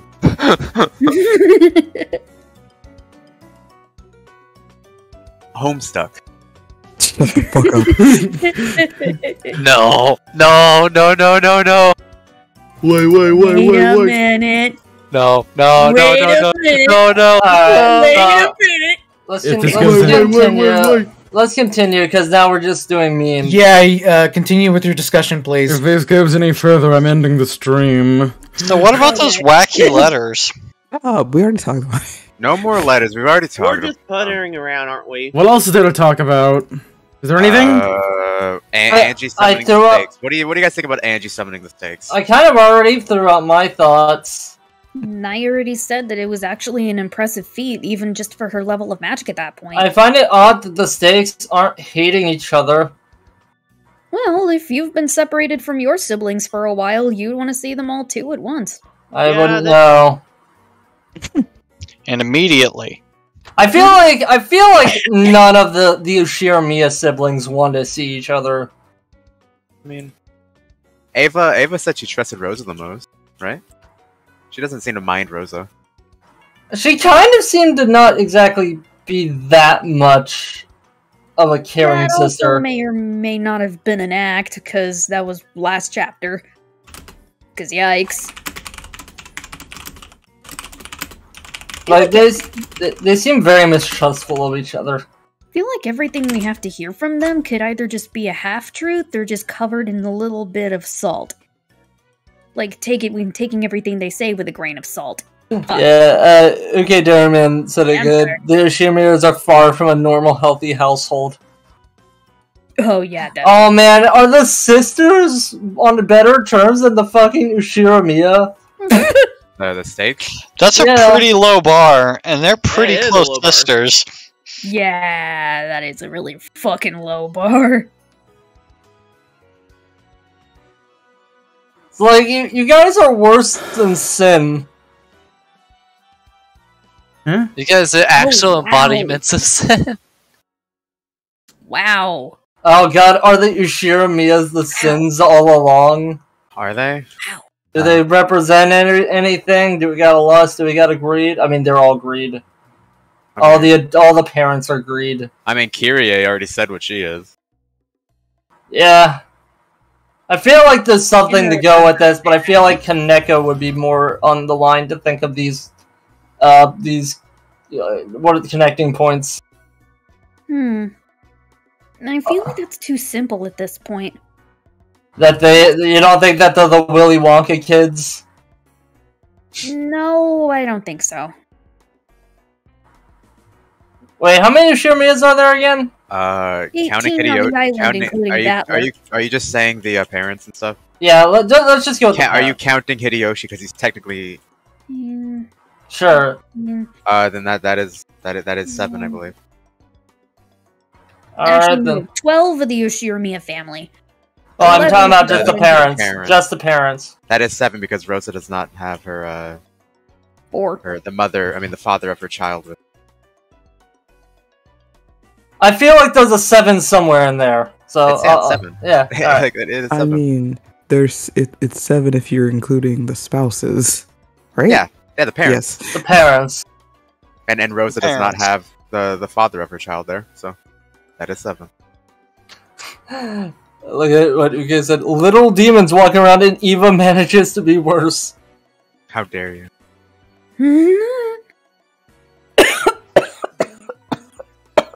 Alright, so other thought. I put up the thought that I don't actually believe, but I just kind of put it up there to put it up there. That maybe the Witch Maria is like just Beatrice in disguise, but I seriously doubt it. No, but if that did actually, I will go ahead and hold on to that for a while because, dude, that would be fucking amazing. Beatrice just successfully mind screws Angie as soon as she gets in the game by impersonating Maria and Sakataro. Like, you could, I'm not sure about Sakataro, but I mean, you could put up the idea that it could just be like a, like one of those don't trust anybody things. Like, if we are looking at the past, I assume this is a flashback. This could have been where Angie got the idea not to trust anybody. But they're in the future. I thought this was like a flashback. Like, we were seeing the events that led up to her helping out Battler. No, this takes place after she tried to take a swan dive off of the building. Yeah, but that was before. That was like right after she talked to Burn Castle. Right? That was right after she talked to Burn Castle, and then she's trying to learn magic, and I assume that's what leads her to helping out Battler. If she's trying to solve, like, the mystery of what happened. She went to that witch hunter guy to figure out what happened, so she hasn't talked to Battler yet. That's only because there's just a portion of her that's in the metaverse. There's the current one that's in the 12 years later in the future. I figured that was... I figured we were looking at a flashback. Is this confirmed that this is what it is? Yes. What was that? Can I ask the inner circle for a confirmation? Is this the case?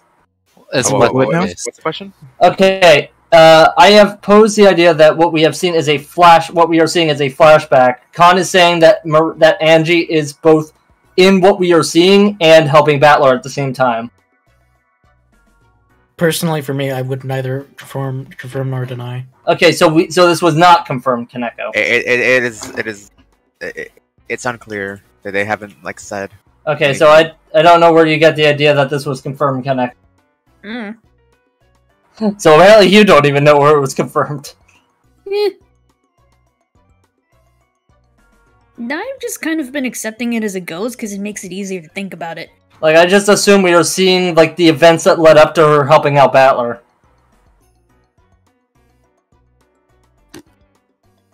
Sorry, closing my water bottle after I took a drink. Like, I've kind of figured that she's going to break into this supposed time bubble. Or possibly go back in time. Like, this is kind of what led to the time bubble idea. That the events outside are kind of going at a regular speed, like a regular timeline, whereas the time bubble is resetting it, and so she breaks into that.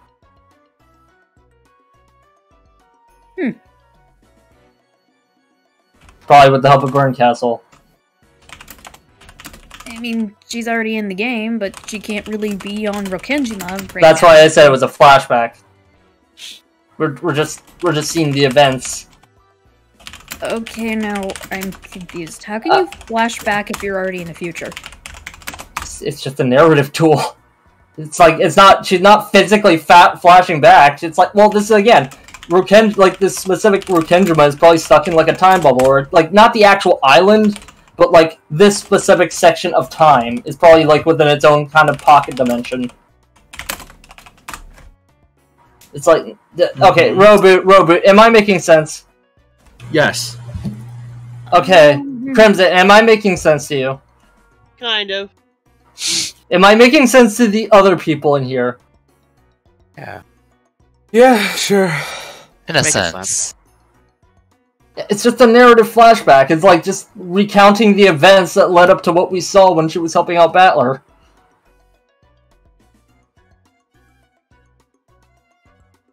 I don't... Well, let me type something in the chat real quick, because I gotta ask a question. Sorry, I'm silent. I'm trying to process. She's like, Burncastle's like, hey, I'm gonna slingshot you back into Rukenjima using magic. There you go, you're in Rukenjima, you're in the metaverse now. It's like, you learn magic, good, now you have the tools to fight Beatrice. I've been kind of viewing this as a separate consciousness that appears whenever you're in the metaverse, and then your actual consciousness is in the reality. I have seen nothing to imply that's the events. And like I said, that's just how I've been going with everything. Yeah, it's just that there hasn't really been anything to kind of bring about this idea, I feel. I just figured it was a narrative flashback showing, hey, this is, I like, Angie breaks through the window, says, Battler, I'm gonna help you, and then it cuts to, so I bet you want to know how this happened. Then rewinds the film, shows you how it got to there. Like, I figured that the flashback story is going to end with her breaking through the glass.